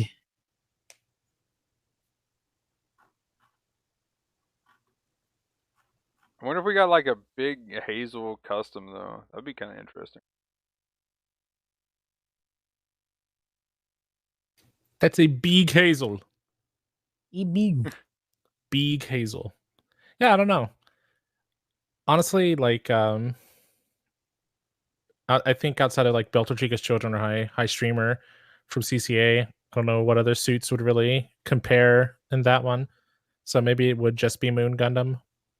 But what would that be? Mark V G-Door or Psycho whatever G-Doors or something like that? Because I mean, I guess the Vergugaloo didn't get the BA native cost 700, so Maybe I'm gonna try for somebody else.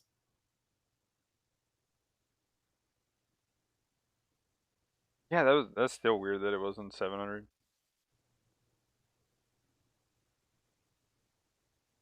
But yeah, any other ideas? Because now I'm just going through the list, being like, what is this crazy looking Right. thing?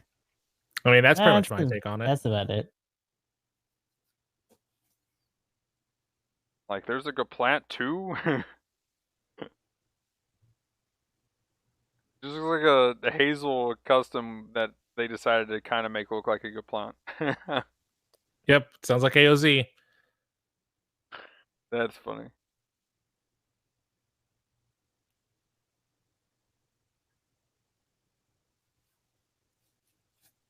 Sure, everyone's waiting for the wound wort too.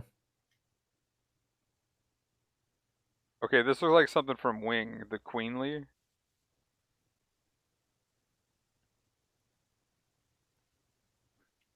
Here we go. Didn't the we new just suit's say gonna that be we the were Wing trying to Zero. figure out that we're just gonna do the final wrap up on it? But anyway,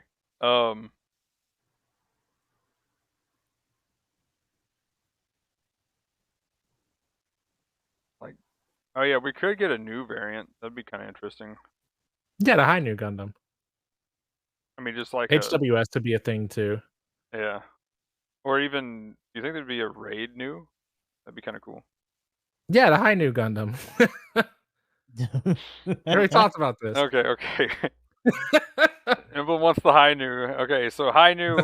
Raid this swing banner. high new. Okay. We're putting our money down on the high new. I'm ready to go all in for that. No, that would be crazy though if we got that.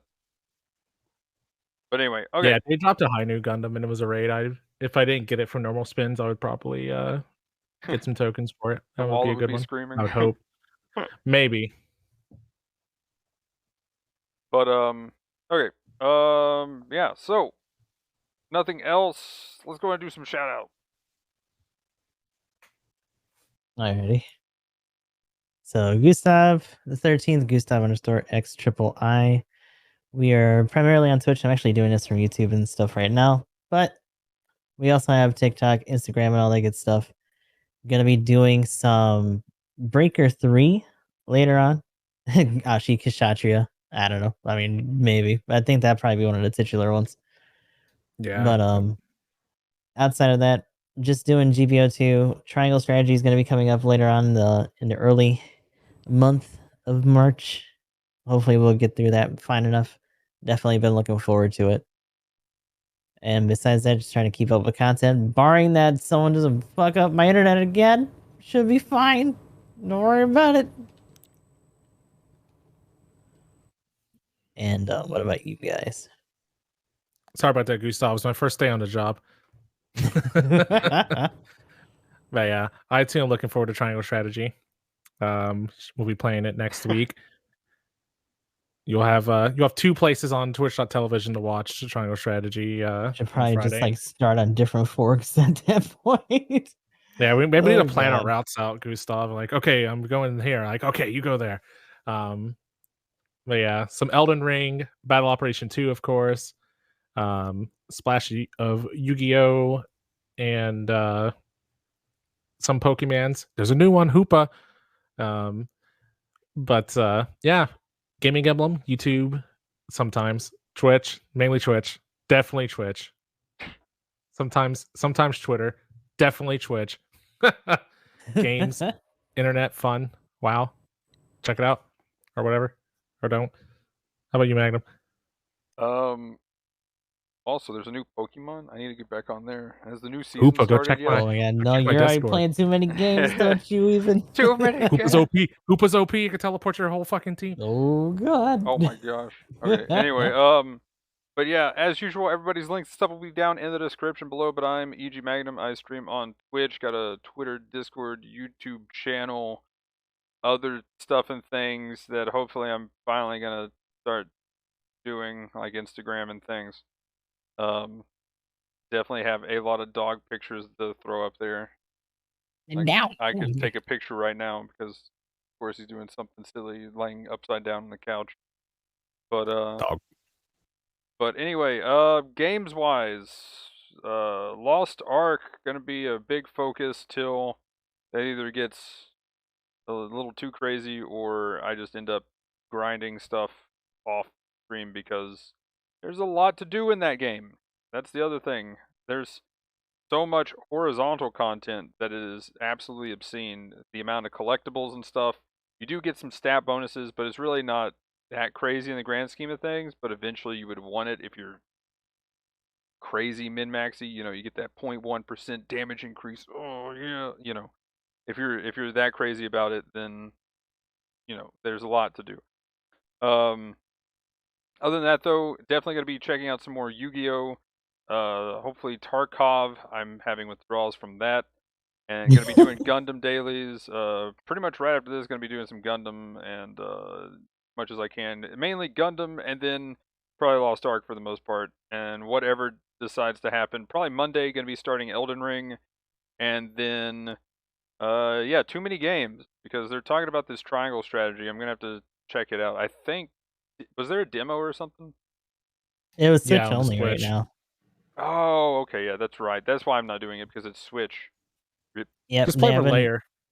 But Relayer is a good one too, from what I've seen of your stream. That one looks like it'd be fun. yeah, I was watching that earlier. I'll have to check out both of those and maybe play that at some point. Did you get SRW30? Yes, I need to Hey, get you back did on play it. that. There you go. That's You'll get to another buy one more I games. could. Too I was many gonna say games. first things first. Too many games. But anyway. Yeah, don't buy. Just play SRW30. Relayer's a trap. The hot spring is just a foot bath. Of course. But yeah, anyway, Light halogen there. but that will be it for this one, though, guys. Let us know in the comments down below what you thought about what we talked about today. But anyway, like, comment, subscribe, all of that. But have a good one. Thanks for watching. Peace. Later. Peace. Peace.